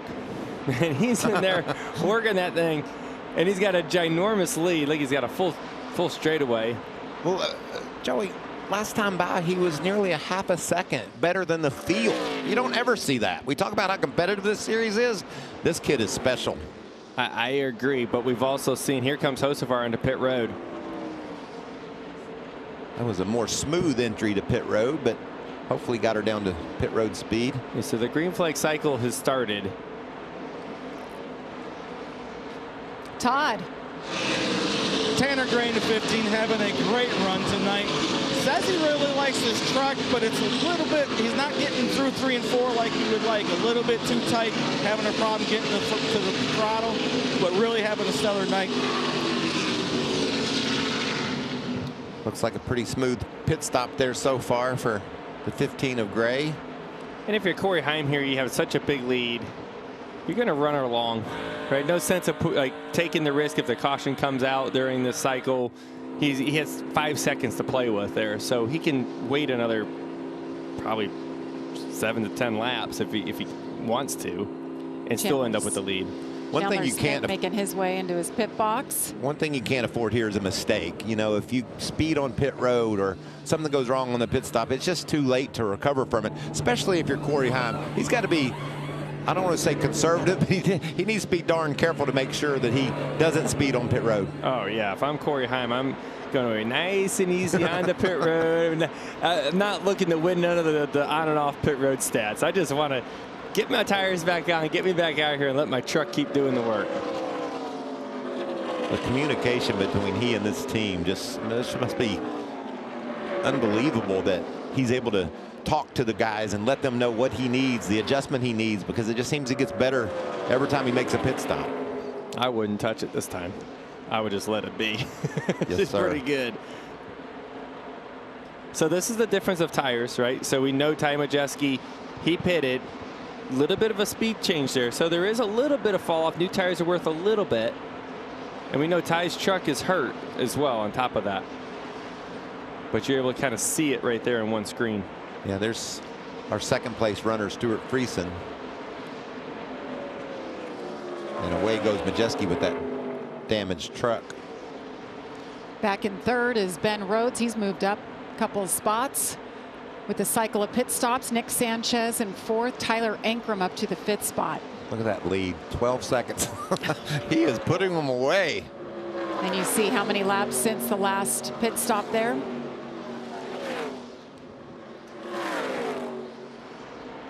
Well, for Corey Heim, since his last win, it's hard to believe his last win was at Las Vegas. He's led over 350 laps. Ben Rhodes hits pit road. See his team come to work. There's our leader on the left side. And so the play here for Carson Hocevar, he thought, okay, I'm not going to win the race where I'm at.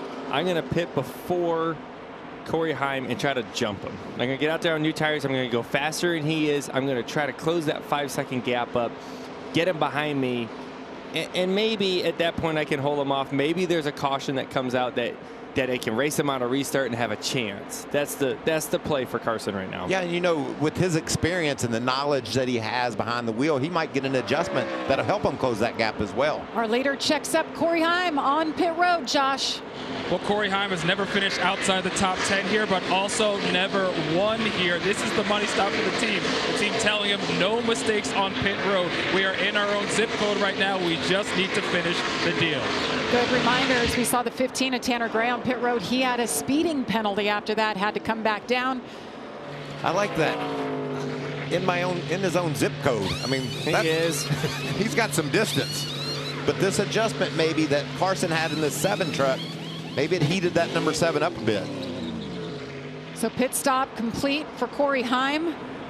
The lead has shifted to Stuart Friesen. Leads here for the first time tonight. So now the question is, does he end up in front of Carson Hocevar even after that? It sure looks like that's what it's going to be. By a lot. By plenty. About a half a back straightaway probably, as you see Carson even more than that. Yeah, even with the tires that Carson had, he didn't make any progress. So you got to wonder, was the pit stop not fast enough or whatever it may be.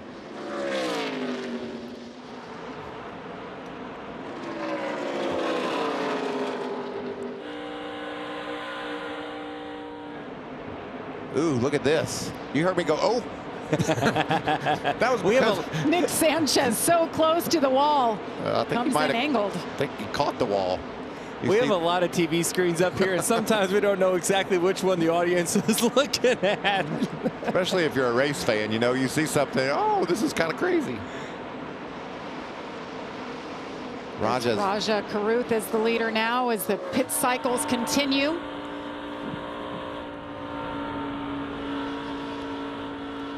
Vic Garcia right down on the bottom of 3 and 4.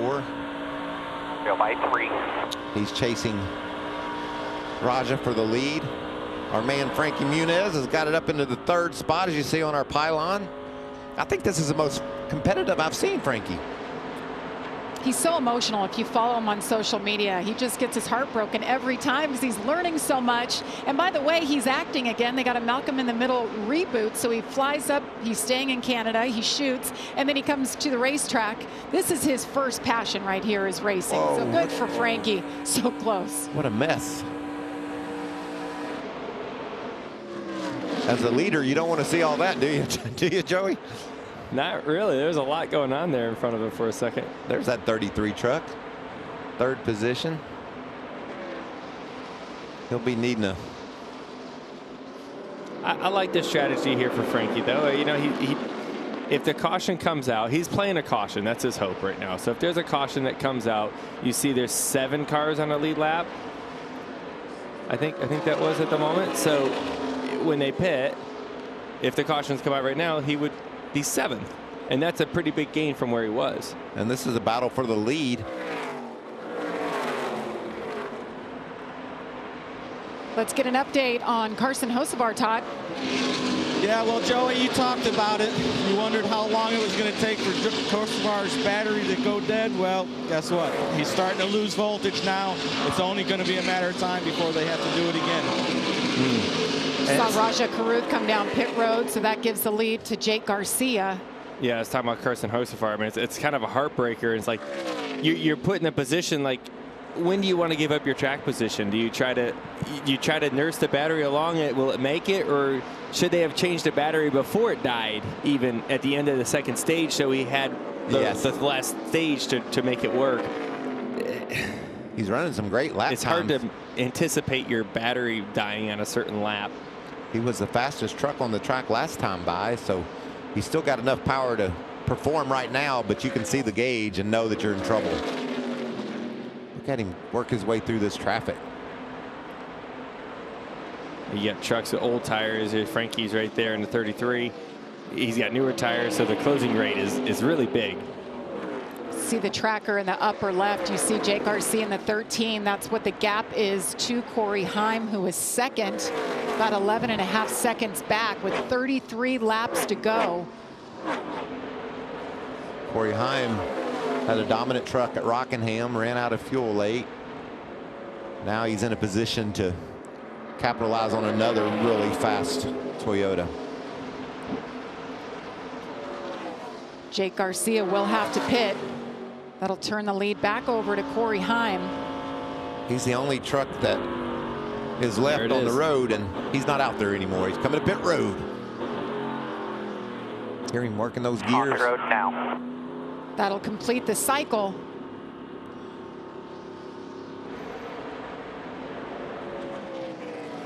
And there you see our leader. Corey Heim, that's Tyler Ankrum just ahead of him, but Heim is the leader now. He takes it over with 31 laps to go from Texas Motor Speedway. Can he hang on for the win?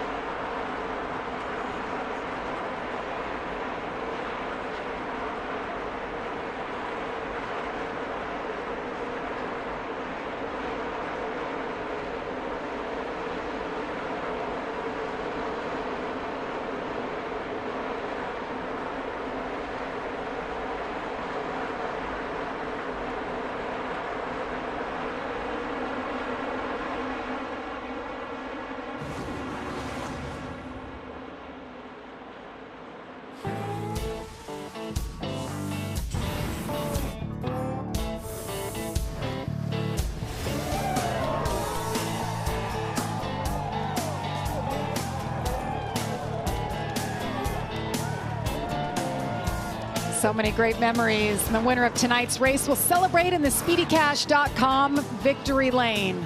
I know you talked about it, Joey, what it's like. Those 6 shooters, you wear the cowboy hat, you got all the fire going on.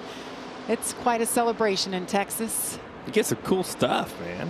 This is the big one to win. Everyone wants to win in Texas. And Corey Haim's never done it. And while we were in side by side, a problem, Tony Breidinger's trying to come into her pit box. She was trying to go to the garage. She was going to the garage. Carson Hosbart trying to plot. He had to pit because the battery finally went sideways on him. Now everything's going sideways on him. I mean, what is the timing of that? Like, the chances of that happening is pretty slim. You know, Carson's the only truck on pit road. Tony comes in. Whoa. Yeah, it's that loose moment. Very wide again. There's slipping and sliding. All this track is just so tough. You talked about it at the opening with the flatter turns 1 and 2. It's a challenge. And back to Carson, I don't think we said it. His battery died. He had to come back down pit road to change his battery. And unfortunately, that takes him completely out of the running, multiple laps down. Chandler Smith takes over the 2nd spot. Josh. It's been a tough season for Matt Crafton, just 1 top 10 on the year, but right now that truck is looking good, sitting in the 6th position. And I talked to his crew chief, Josh Hankus, earlier today. He said, we're not at the point of panic, but we're getting close to it. We need a good run today. Well, we're getting that right now from the 88, looking for their 2nd top 10 of the season. The only complaint with that truck, just a little snug, but he's got something he can work with to come home with a top 10, guys. Yeah, it's been a good run for Matt Crafton. Last saw him in the top 10 back at Las Vegas. Nice shot in the arm. Thor Sports certainly not happy with the performance so far this season, looking for victory lane. And I think they had 4 of their 5 trucks DNF'd at Rockingham, and Jake Garcia was the one that got it done, finishing 2nd there. Chandler Smith has rebounded. He's up to the 2nd spot. If you're anybody but, if it's not for Corey Haim, you feel like you're doing a pretty good job, but when you're getting beat that bad, holy cow. I mean, you see the gap. It's kind of fun to see how big it can grow, maybe. I mean, that thing's almost 16-second lead. He's got up to 6th place lapped. You know, it's crazy. Caution is out. Never mind. There's the caution. 8th caution of the night. Oh, is that our buddy Frankie Muniz? Yes, and he was doing such a great job. Major damage to that 33 truck.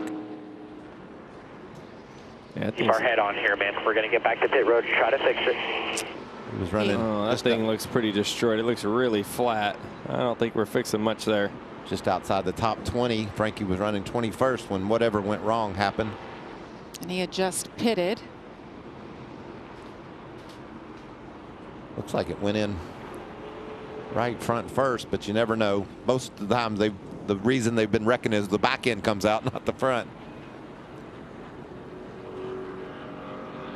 Hate to see that. Frankie Muniz, his first full-time season in the Truck Series. All right, now what do we do? 20 to go. Staying out. Yeah. Right? I am too. If I'm on the lead lap. Now if you're Crafton or Rhodes or Infinger, you. I mean, yeah, you say staying out, but maybe I'm second guessing some of that. There's only 6 trucks on the lead lap. If you're not here, let's see what happened here first. You see him up in the outside wall. There's Frankie, as you can tell.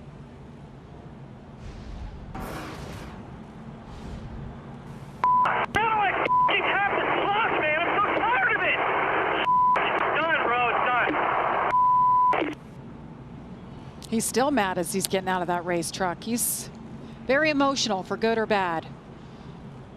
He's upset. And you hate to see it. He knows he had a good run going for an intermediate track like this. And he had to be feeling really good. He was running with some trucks that are very competitive, and it was the best he's run. You can see how emotional these guys get. Just think about Stuart Friesen, you know, after the race at Rockingham. A winner, a veteran. It just, you know, you have so much passion and heart and desire to go out and prove that you can get this job done. This sport will test you. Been there recently. I mean, it's one of those sports where you're heated a moment. Things are happening so fast, and you know, like I said, things can be going good, and next thing you know, it flips around. And the good thing is about our sport, there's a race next week always. It is, you can go again. Don't you think you pit even if you're Corey Heim? With Gosh, I mean, I would think everyone but Corey Heim would pit if he stays out. So, and if he pits, they're all going to stay out. And they're just going to do the opposite of the 11 is the right move to do here. So the pits are open. Here we go. Any takers? Yeah. Our leader. And everyone else did the off. Well, he's so far ahead. Hang on. They're way back here. Look for the green truck. Okay. So they're all Chandler pitting. Smith. Okay. All right. Stuart Friesen, Ben Rhodes. Why not swing the bat here, Michael? You got nothing to lose. There's no fall off. Hardly any fall off. There's only 6 on the lead lap. Why wouldn't you just go for it, Todd? The 99 of Ben Rhodes started off that run on the splitter, so they're coming in. They had 4 tires. They said, let's go for it. Put a little air pressure in to get it off the splitter. The 52, Stuart Friesen, he really likes this truck. Just a little bit tight at the end of that run. Josh? Corey Heim, he got a slight air pressure adjustment and also 4 tires and a splash of fuel for him. And for Chandler Smith in that 38 said he needs more lateral grip in that truck. He's going to get those tires and fuel still on pit road, though, right now for the 38. Well, that shakes things up. The laps are ticking. Yeah, I mean, it doesn't really, I mean, it shakes things up, but I'm also like, gosh, if you're Crafton, you're 6th, you're the last car on the lead lap, you can keep a bunch of trucks pinned a lap down for one. Well, he was the last one, so never mind, he's actually not. But he's going to start as the leader with 15 or less to go. If the cautions start stacking up like they did anyways, the worst he's going to fall back is to 6th-ish. Like, I think I would have gone for it. Well, sometimes when you make a call to have a late pit stop, it falls apart on you, and you have a slow pit stop. I talked about you can't have mistakes, can't speed on pit road. Something goes awry with the left side. Lost the lug nut. Long pit stop. Were they making an adjustment under there, Joey? Or I don't really know what was going on there. He was under Once there again, good part. He's not losing that much track position. Only 6 cars on the lead lap. Still not great, though. It's just a whole lot of action that's going to go down in this in this race, late race restart. So we've talked about Corey Heim and how much he has dominated and the wins that have gotten away. Here's a look back here at Miami. Remember the drama here? The truck was shutting off and then it come back on and still salvaged a top 10. Had a tire go down, left rear damage, cut a tire at Martinsville. Dominant truck, both Miami and then at Rockingham. Needed a little gas when the others pitted. Earlier he didn't, stayed out, took a chance, and it bit him. All races he dominated, and that has been the case tonight. He has led the most laps at 75. He's going to be. I mean, we know he has the fastest truck, and it's ridiculously fast to boot. But I mean, Grant Enfinger is second. Grant Enfinger took the lead from him towards the end of stage 2. And he's able to hold the lead for 6 or so laps before he got passed back. So it's not easy. Like this is not like game over with Corey Heim. He's going to have to battle these guys right now to try to win this thing. We're going to choose it up here. You can see as all night long, leader to the bottom. You see the 88 Matt Crafton, improper fueling on that stop. And then you see there's not many trucks here. There was a lot that waved around. 11 trucks. We'll get back on the lead lap, and others waved around as well. So the front straightaway was about empty, Jamie. It sure was. You guys think we've seen our last caution tonight? Usually not. Get around you here, but whatever. The tail of the field start finish line now, so.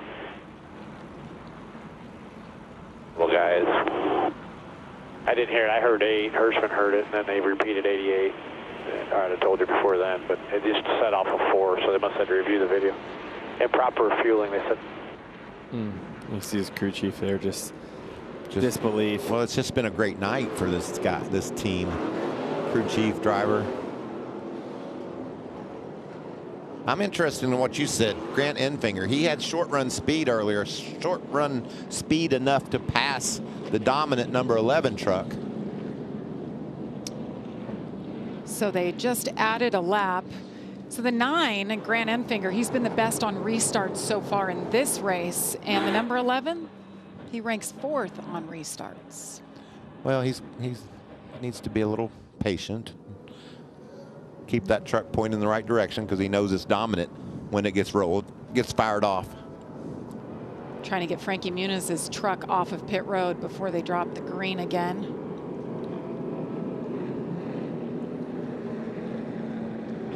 This is a little bit taxing, isn't it, Joey, as a competitor? Like, all right, let's just line up. We already lined up. Let's just go race and get this thing finished out. Yeah, and back to Matt Crafton here real quick. He's having to start behind all the trucks that just waved around, right? So all the leaders pitted, all those trucks waved around. And now, because he has that pit road penalty, he's even behind the ones that waved around there, which is just a brutal hit. So he'll restart 18th now because we had so many wave around trucks. But he's even behind the lap down trucks. On top of that is the tail end of the field. Yes. Just a brutal, brutal hit. He would like to see one of those cautions we've spoke of earlier. That would reset it. He could go back up front with the lead lap trucks and try to get a top 5 out of this. Right, but he would be just back to 18th in actual position, right? Because right now he's running 18th, but he's actually like 20-something in order because he's got the lap down trucks in front of him. All right, here we go as the pace truck brings the field through turn 3. It'll be 14 laps to go at the line. Corey Heim has been the standout, but Grant Enfinger, no slouch on these restarts. He's passed him once before tonight. Stuart Friesen right there. Heck of a redemption race so far for Friesen. Ben Rhodes right there. Corey Heim on the inside. Grant Enfinger on the outside. Nose to nose into turn 1. Oh, Stuart Friesen wants to get inside of Corey Heim there. Just wasn't able to do it. I like the effort, though. Stuart Friesen just wants to close this deal. And look at that run he got off turn 2. Is he going to get the push he needs to clear Enfinger? Chandler Smith right there in that green truck. Had that really slow stop. Dropped a couple of positions. Getting a report from pit road that they took a rubber out of the left rear, made a chassis adjustment on that 38 truck, and that's a good call with that few of trucks on the lead lap. Look at Ben Rhodes. Look at the run he's got on the outside. Closed up quick behind the 9, but Ben Rhodes, another one that needs a solid finish tonight. Which lane do you want? and the part is the road's blocked there. And Stuart Friesen goes. Oh no, they're going to both wreck. Oh, a bunch of them are wrecking. Oh man. Huge crash at the front. Took Stuart out Friesen, Grant Enfinger. Chandler Smith. That was a huge, huge hit. Gosh, we were just setting the scene, and what a redemption race this was shaping up to be for Friesen. And you have 2 veteran race car drivers. They're racing each other really hard. You know, 12 to go. Up there. And the same thing we've seen all night long. The truck on the inside getting loose.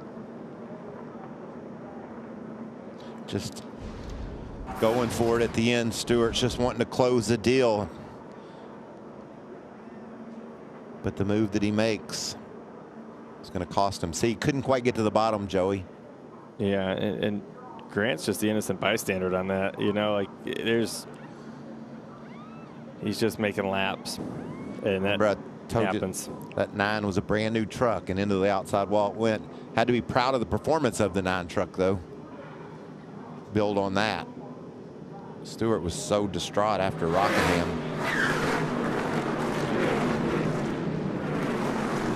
Yeah, I mean, he's trying to pull him back into the corner and try to get to where he's in a better aero position, but he just couldn't get there at the right time. And like you said, he missed the bottom, got even tighter to the right side of Grant's door. And poor Chandler Smith, he's another innocent bystander just there. And if he picked the bottom lane down into 3, he doesn't wreck, right? Remember, he's weaving down the back straightaway. Which lane do I get in? Which one do I do?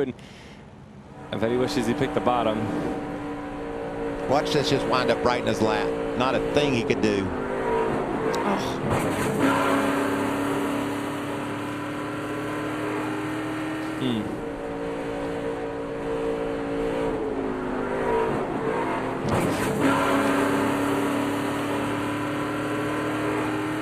Chandler Smith has just been so consistent this year. Worst finish, 13th, coming at Rockingham 2 weeks ago. And we're going to bring the field to a stop while cleanup continues here. Major. 11 laps to go here, Michael. Major crash here. There you see Stuart Friesen physically able to climb from the truck. But just ejected. Looks like he's a little shaken up too. Brand new race truck just crumbled. Chandler Smith in the Speedy Cash truck.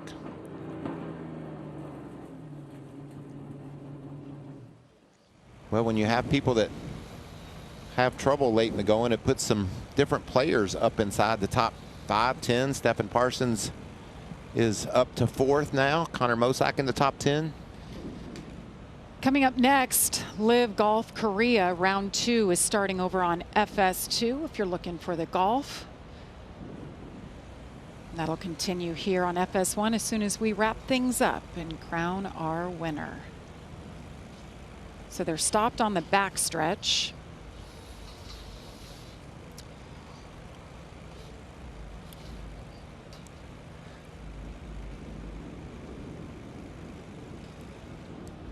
Well, plenty more racing action still to come your way for the Craftsman Truck Series. This is the first of 6 straight. As you see it there, we head to Kansas next week, May 10th. Move on to North Wilkesboro, where they'll run in companion with the Cup Series. Look at that schedule. I love that. We got North Wilkesboro, Charlotte, Nashville. Those are some cool races that the Truck Series are going to be competing with. Yeah, for sure. And I was just up at North Wilkesboro this week. Were you having a little unveiling bit the of fun? pace car? I was. And this is the Dark Horse Mustang. Pretty much the baddest mamma jamma on the street. And I allowed Jake Garcia was up there as well. And they said, you know, give some rides to the media member. And this is what happens when you put 2 race car drivers on a racetrack with Mustangs. You know what happens. Did you burn the tires It off turns into a race. Yes. And we were ripping those things. We may have burned the rear tires off of it. Hopefully it doesn't rain up there because there's not much tread left on the tires. We have used them up. We had a good old time, and they're fun. It was a good time. I love going to Charlotte, North Wilkesboro, that whole part of the schedule, and then Nashville as well. There's just a lot of fun. There's a great time of year for NASCAR. Todd, let's hear from the crew chief for Ben Rhodes. Yeah, Rich Lucius, crew chief for Ben. Ben, you started 28th. The experience your driver has behind the wheels got you up to 2nd now. You think you got anything for Corey? I don't know if we have anything for Corey, but we have a really good F-150 today. So, but I don't know if we have enough for Corey. I'd like to finish 2nd here and get out of here, but you know, we always have a shot for the win when Ben's driving. So we're getting everything we got. We're just talking right now about where we pick on this restart is going to be really important. You know, the pusher behind you is going to be the biggest thing. So we're just trying to figure out if it's better to pick behind Corey or pick the front row. So we'll see what we end up doing. Ben Rhodes had a great run tonight. Yeah, he's had a couple of top 5s so far, but 2nd would surely be the best he's had this year if he could just keep it there. I love what the crew chief said. We'll see what we end up doing. He knows what they're going to do. He just doesn't want to tell us about it. Yeah, I mean, Michael, I don't know about you, but I'm going to have a hard time giving up the front row to push Corey Heim. I mean, like I said, there's a chance. If you get a good push, you can get in front of him. Don't know how long you're going to stay in front of him, but you got a chance to get in front of him. I'm taking the front row 100%. for sure. I don't care if it's the inside or the outside. Now, what you're hoping to do is try to line up some pushers and understand who may pick 4th in line, right? The 2nd row outside, and try to work on the communication of the timing of when the bumpers match up in the restart zone so you can get the best possible push, because that's what it's going to be all about. If you can't get the push down into turn 1, it's over. And that's your only chance. Stephen Parsons is 4th. He would be the guy probably pushing Ben Rhodes, and Stephen's going to do whatever he can do, so I think he'll be on the gas. Yeah, Steffen's best career finish is 6th, and right now is sitting 4th. So a great night so far for Steffen. So we certainly have had a lot to talk about. Jamie Little, Joey Logano, Michael Waltrip in the booth. Glad to have you with us on this Friday night. Well, we knew we were going to get a little bit of everything. We knew we were going to have a lot of cautions, but here we are with 11 laps to go. We're under red. Your money's still on Corey Heim? Oh, yeah. I mean, it's hard to bet against him. I'm just saying there's a chance. So you're saying there's a chance. Yes, I am saying that. Lucius is saying. I mean, if you're in the race, you got a chance. It's what we've seen here tonight so far, is that if you're still running, there's an opportunity to possibly take the lead and have another caution. And just the way this whole thing ends up. And we've seen it with Corey Heim plenty of times. The poor guy, he's led so many laps. He deserves to win way more races than he's won so far this year. So we'll see what happens here. That has to be a bit of a concern. As many races as he has dominated and not being able to get the win, well, can we close the deal? That'd be the question. But I think we also got to talk about who this guy is. I mean, he is dominating the Truck Series performance-wise more so than we've seen in quite a long time. And he's going to be behind the wheel of the Cup car come Kansas, so he gets opportunities there. He, you know, Joey and I, we've talked about it before. He's a future Cup winner. That's just no doubt about it. And it's fun that we get to cover him here in the Truck Series and watch him develop. He puts in the work, that's for sure, and gets the job done. Looking forward to seeing next week. Well, we talked a little bit about dirt racing and about Joey's desire, or none at all, to race dirt. Let's take a look now at Dirt Season 2. How about a round of applause for our 16 high rollers here this year, ladies and gentlemen. Brad Sweet, he's at the top of sprint car racing. Who's better in a winning sprint car than Brad Sweet? Nobody. I love being the villain. Rico, baby, Rico! Rico Abreu is the single best personality we have in sprint car racing. Big peck energy. Brent Marks, the silent assassin. He's got shoe in hand, James McFadden. Straightaway, red flag comes out. Oh, we got one down in there. I think that was the Dirt 2 guy. Are you ready to go sprint car racing? The race crowd is a party crowd. Yeah, who's excited?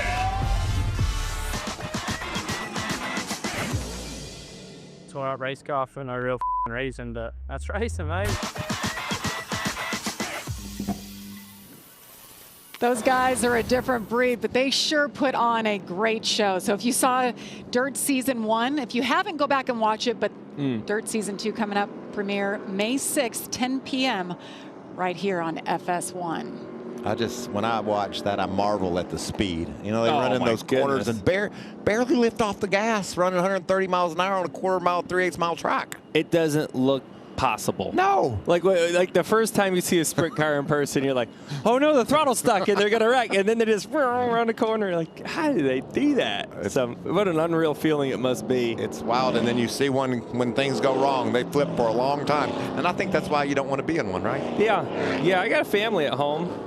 I love them very much, and I got a great job. And I also don't want to make that call to Roger Penske either. So I'm in a good place driving a Cup car. I like that. Talking about safety, a little shout out for the safer barrier. Yesterday was 23 years since the creation of that wall right there. The number of lives that it has saved, thanks to Dr. Dean Sicking at the University of Nebraska-Lincoln. First racetrack that they installed it was Indianapolis Motor Speedway, and Tony George pushed that effort back in 2002. So thank you to all who were involved in creating this safer barrier. And this is something I think is really cool here too. NASCAR has a tough decision to make here, right? We're all on TV. Everybody wants to see the end of the race. Everyone's patience are running out on a red flag.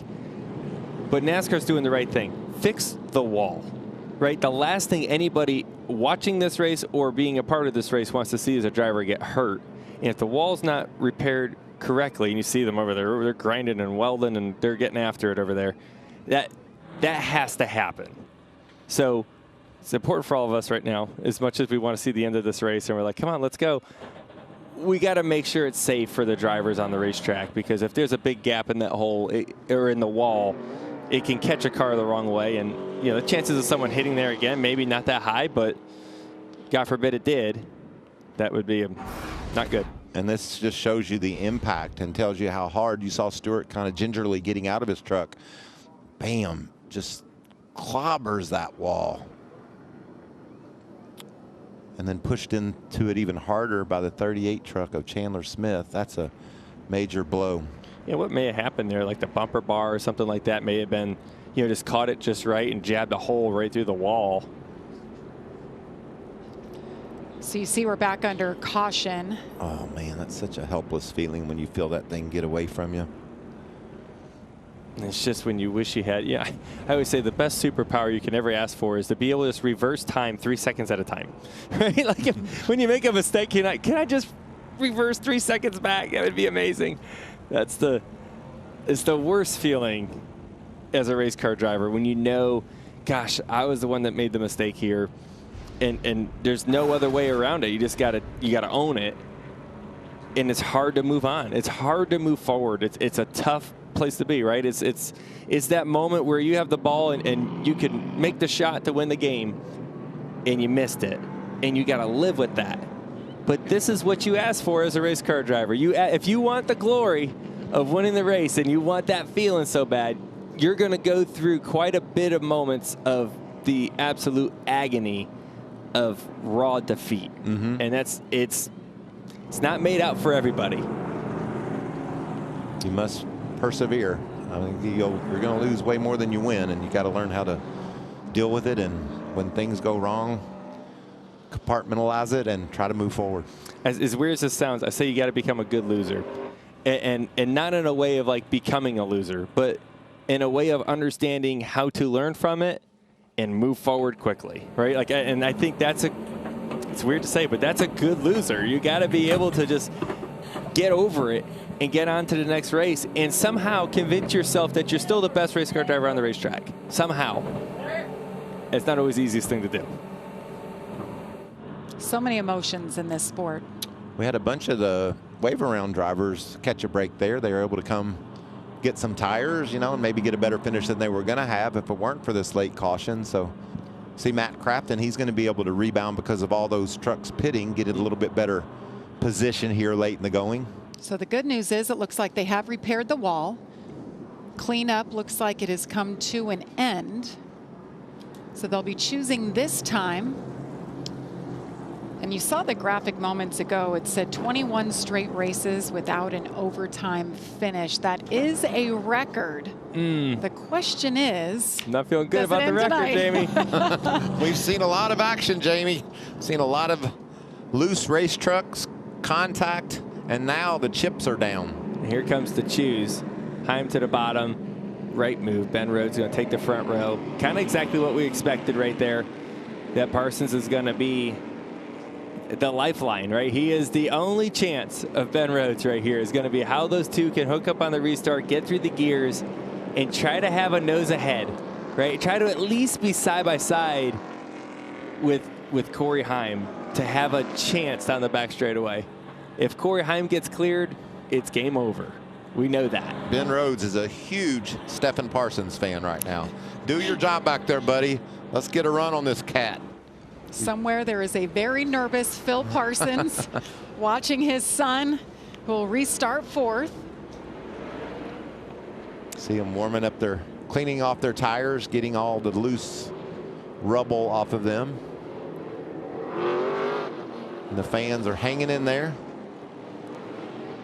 Hey, it's me. Too cute. So Corey Heim trying to hang on to get his first win at Texas Motor Speedway and his third on the season. Ben Rhodes looking for win number 1 on the season. And you got Raja Caruth, Stephen Parsons, Daniel Hemrick, and Bailey Curry, your top 6. It'll be 6 to go.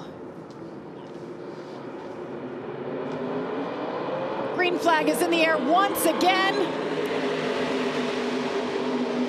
Great restart once again. Corey Heim, so hard. Yeah, you get the push Check he him needed. up. Steph didn't get the push he needed to give to Ben, but Ben's hanging tight on that outside. Can Raja keep off of him? Fanning out all over the place. Look at Daniel Hemrick. Tried to take a look. Raja put the block on. Ben still hanging tough on that right corner. As the leader crosses the line, we've reached our Craftsman, 5 to go.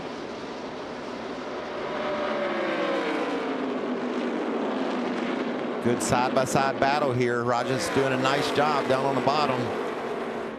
So hard to do, as we've talked about. Oh, and there goes Jake Garcia. That was really smushed. Caution is out for the 10th time. Rich Lucius says, I've seen enough. And I'd say, I got another chance. I got, that's the difference between drivers and crew chiefs sometimes. I'm like, there's another chance. I got it. Let's re-rack this. Don't worry, I can do this. Daniel Hemrick wound up ahead of Stephen Parsons, it looks like. So if the restart stocks up like it did last time, Ben will have a new pusher in Hemrick. Big damage to the 13 truck. Jake Garcia was 14th at the time of incident. Here's what happened.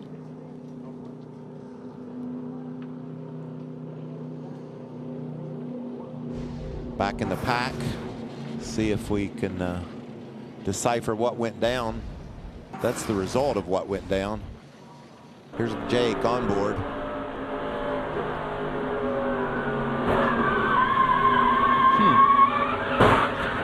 Well, he got hit at some point before that. You can hear the first contact. I don't.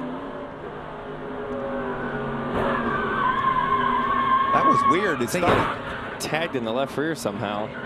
He started to get loose, and then the pop was later. Here we go.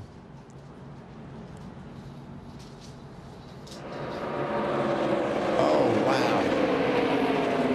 Just craziness. There he is at the top of your and screen. his tire does, yeah. Bam. Got loose under him. Same wreck we've seen the whole night. It just kind of keeps replaying itself. Connor Mosak in that 81 down on the bottom just had it get away from him, and look at the result. There's the 81 of Mosak. So many good trucks involved tonight.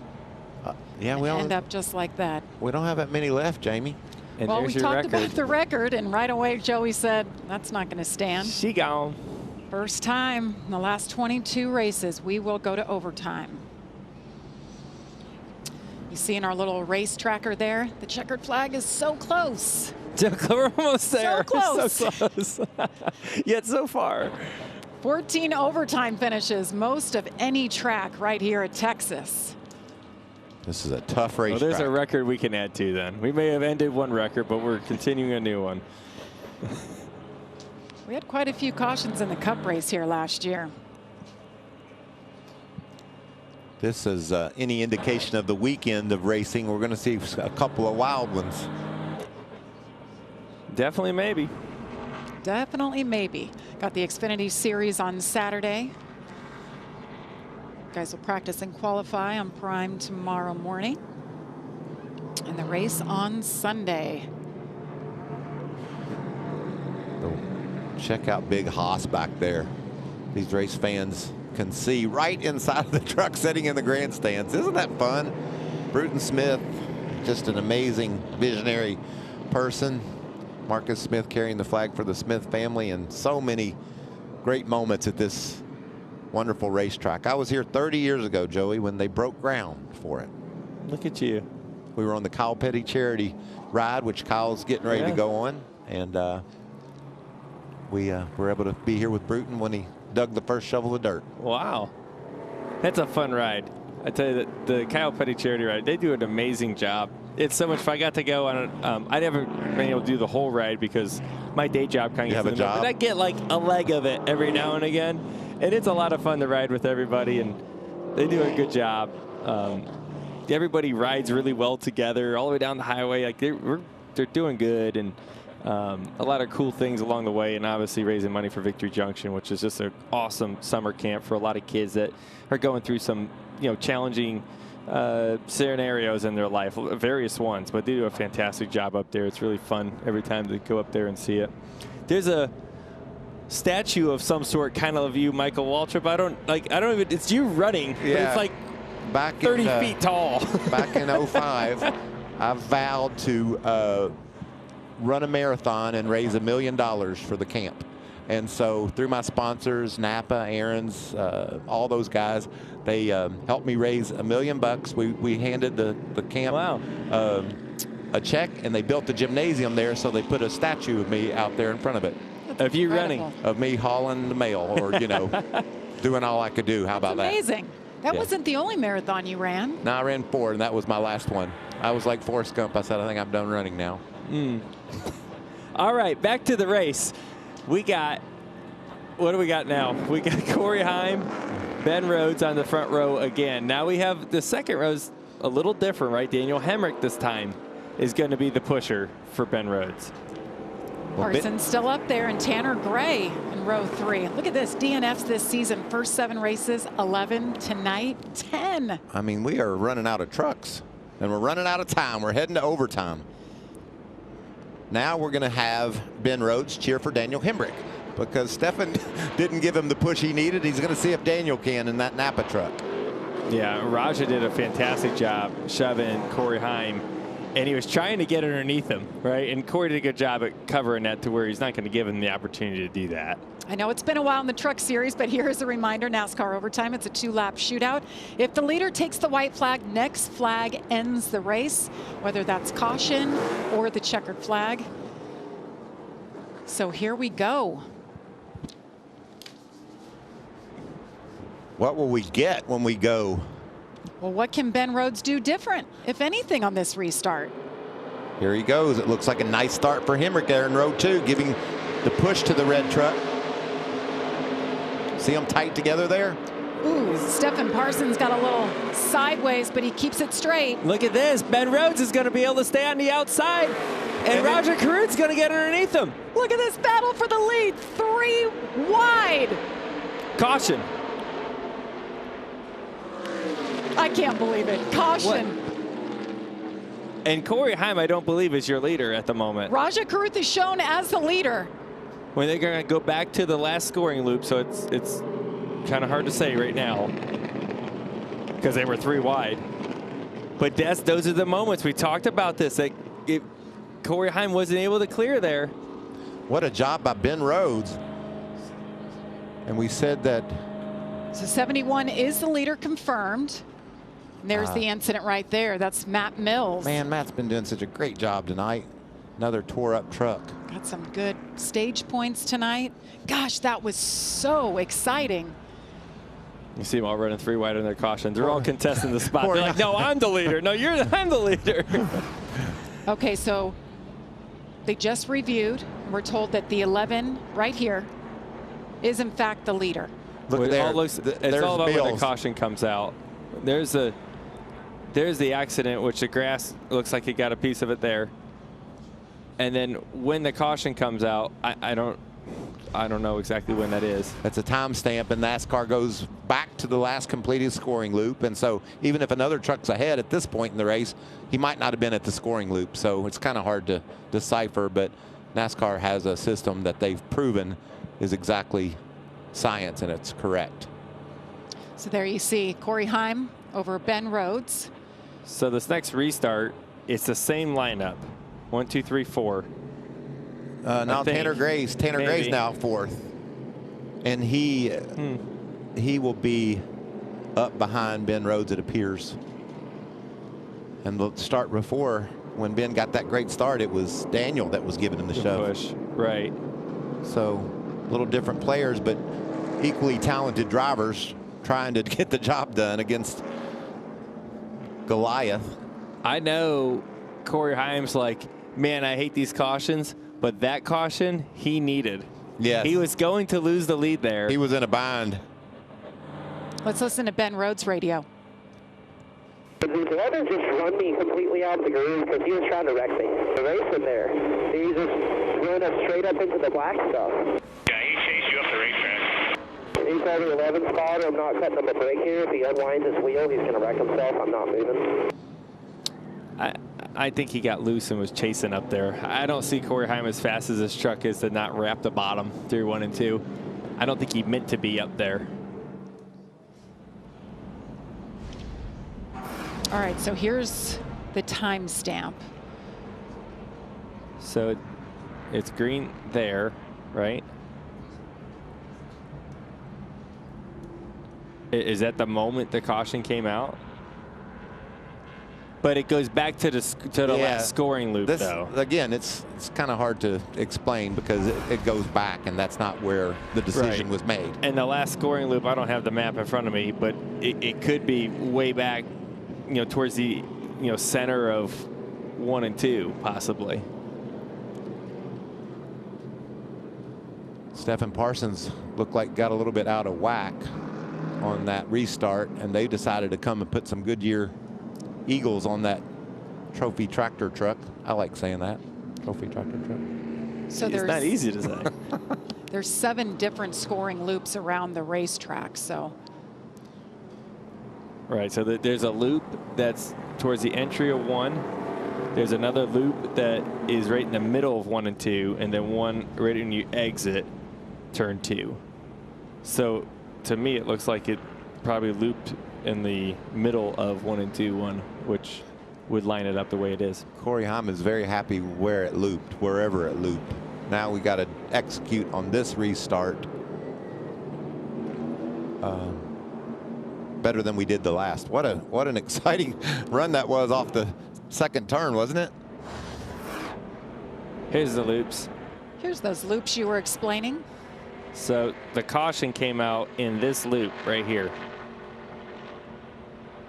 And that's why you didn't get to see everything that happened. Or it might have been this loop. Yeah, it was a loop. Maybe it was this. Maybe it was this loop. I don't know. We just know how. It's one of those two, okay? We just know how it works. I just know NASCAR's been busy. They're 2 booths down from us going back, looking at that, because not only did they have to go look at those pictures, but they were 3 wide. Tanner Gray picked the bottom. Kind of surprised me. We saw Hemrick go to the top and give that shove to Ben Rhodes, and he's back. Hemrick's going to be on the tailgate of Rhodes and try to do what they did on the last restart. Tanner Gray probably says, well, I just got to a better position because I was in 5th, right? I was the 3rd car in the bottom lane. Well, why am I going to go to the outside lane when that's the one I just passed? See Tyler Ankrum back in the game. Been an up and down day for him. The only person that has been an up and down day for, I think we can safely say, is Corey Heim. And now can he close the deal? Not over yet. He's had trouble closing this year. What a dominant truck he's had. How about Ben Rhodes? He hasn't won since May of 23. Still got a great attitude, though, man. He and Rich Lucius work so well together. It's the Kentucky in him, Michael. That's right. Or Scott Zipadelli. He's just wondering what's going to happen next. He's produced the fastest truck over and over and over again. Will it pay off tonight? Can he close the deal?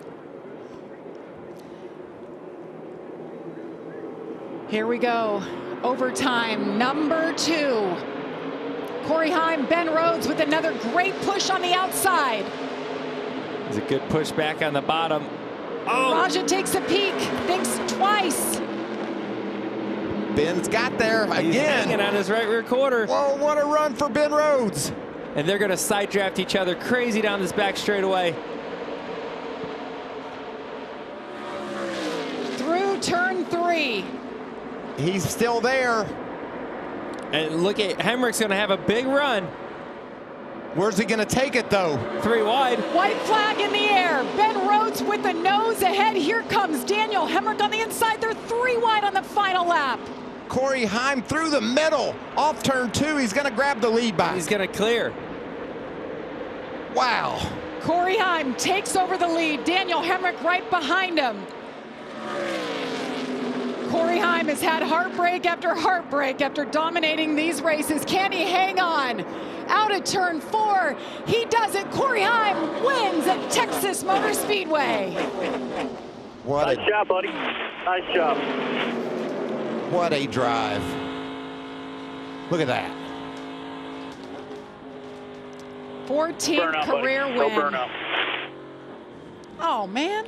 Lead them on the dash there into one, huh, Tony? That was too close for comfort. Golly, how fun was that? This team is so buttoned up, so dialed. That was worth the wait for, wasn't it? It was, and unfortunately Ben Rhodes ran up a little bit there in 1 and 2, and he fell back to 6th after a solid effort to try to win the race. Daniel Hemrick with the hard charge there with the lap to go. Ends up 2nd. Raja Karuth with his best effort this season. Ben's got to be pleased with that effort. He put himself in a position to win this race after starting outside the top 20. And, you know, it's always nice to see the truck that deserved to win. You know, there's a lot of things that could have happened there. He almost didn't win the race, almost wrecked, all the things that happened. But they had the fastest truck. They deserve to win the race, and I like seeing that, hey, it's Heim time again. It is Heim time. Youngest driver to win 14 races all time. 22 years old. He's looking for that flag. Joey, the job he did through the middle, we talked about how difficult it is being on the inside of another truck. He just executed the last 2 laps as well as you could once he got side by side down the back. How cool is that? Just gave the flag away to a lucky fan. What an effort. Hugs all around. There's David Gilliland, co-team owner at Tricon Garage. So much love and respect throughout this team. That chemistry, Scott Zipadelli and Corey Heim, and what they have. The fireworks continue. Oh, Texas Motor Speedway loves some pyrotechnics. What a beautiful sight. The helmet is off. Josh Sims is there. Well, Corey Heim had to survive restart after restart after restart, but finally you are a winner here at Texas. Bring me through those final laps, how you had to hold off Ben Rhodes and then Daniel Hemrick, and what it feels like to get this win. Yeah, I wasn't letting them take that one away from me. I've given up too many this year so far, so just so proud of these Tricon guys. So special to win a National Foster Care Awareness Month with this blue truck. So grateful for Zay Flight for putting that on, and just overwhelmed. Obviously, so many restarts there at the end, and guys were trying to slow me through wide. All I could do, man, I wouldn't let them take that from me. That right there, can't even speak. I'm so overwhelmed. But yeah, they tried to take me 3 wide into one, and just drove until I couldn't anymore. So kind of catching my breath, as you can tell. But so grateful for Toyota, Safe Flight, Tricon Garage. Corey Heim, your winner here at Texas. Daniel Hemrick, Daniel, you started 2nd, you finished 2nd, but it was a little rough in the middle there. How did you do that with 50-lap tires on? Yeah, you look at the box score, Todd. You're like, oh, yeah, started 2nd, finished 2nd. Stages looked like they finished okay, but, man, it was a struggle. But the first stage definitely didn't hit the balance like I wanted to with this Napa Silverado. Gosh, wanted so bad, you know, to get ourselves back in the ball game, and Josh Graham did that with some adjustments and some strategy. And next thing you know, we found ourselves doing what we do as a 19 group, and that's creating our own culture. That's to grind it out no matter what the day gets thrown at us, and that's what we did. Obviously, come up one short, you're disappointed, but when you're doing it on 50-lap tire disadvantage, you'll take days and results like that. So great execution by everybody. Pit crew rebounded well. We had a pit gun break there. I think at the end of stage 2, we lost track position, and oh man, second's not fun, especially after you taste winning this year. But we had a lot of people here from Napa celebrating Napa 100 years of business. So it's a true privilege and honor to wear this brand. Thank you everyone for that. Gates Hydraulics, Bill McAnally, Bill Hilgman, appreciate you guys. Just not quite enough when we needed it, but we'll take today and roll on. All right, Daniel Hemrick, 2nd place. Jamie? And great effort by him, and great interview as well. Let's take a look once again at the final lap of this one. Just an amazing shootout in overtime in NASCAR. You can see there, great start by Raja, almost took it inside of him. Well, and that little bit of momentum that Corey Heim lost there when Raja tried to get underneath him is what allowed Ben Rhodes to stay at the right rear quarter panel of Corey Heim and let him drag race down the back straightaway. And look at that move Daniel made to get into into third position there, and then that gave him the opportunity to think he might go win this race. And then Daniel Hemrick at this moment is going, oh my goodness, I got a chance, I got a chance. Times it perfectly to get 3 wide on the bottom, not put his left front in the grass, which we've seen happen a lot tonight, and not get loose underneath Corey Heim and give it all away. Did a great job, experienced driver, to make sure that, hey, I got a chance to win here, but don't wreck it and give it away and not even finish the race. Ben Rhodes ended up 6th on the night, Todd. Yeah, Ben, I'm standing here watching that replay and saw turn 1 and got a little grimace on your face. But overall, Bud, it was a good night after what you went through last week. Yeah, no, after last week, power steering issues, running up front, running for a win is a big deal, especially for the Simric Kubota Ford F-150. Those folks out here are local, so this race meant a lot for them. I wish we could have got them in victory lane, but we had a good showing tonight. I was a little upset, and even still watching the replay with how I was ran in 3 and 4 by Heim.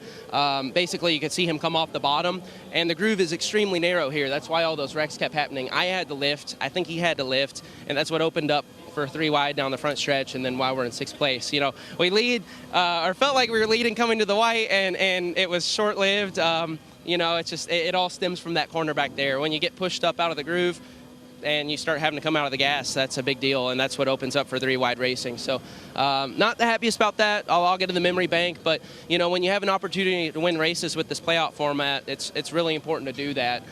So we have to capitalize on that when we can. So we tried on 3 restarts tonight, but that's racing in the Truck Series, and that's why it's so exciting for all the fans. So thanks everybody for tuning in and all the fans that came out to support us tonight. Jamie? Thanks, Todd. And a shout out to Raja Karuth, 4 straight top 10 finishes. As Corey Heim continues to celebrate in victory lane, a lot more action coming your way. The truckers are back at it next Saturday in Kansas. Cup practice tomorrow at 11 a.m. on Amazon. Then Sunday coverage begins at 2 on FS1. Coming up next right here, it's Live Golf Korea Round 2. What a night it was. For Michael Waltrip, Joey Logano, Todd Bodine, Josh Sims, and our entire Fox Sports team, I'm Jamie Little. Thanks so much for joining us tonight. Congratulations. Corey Heim gets it done for the 3rd time this season.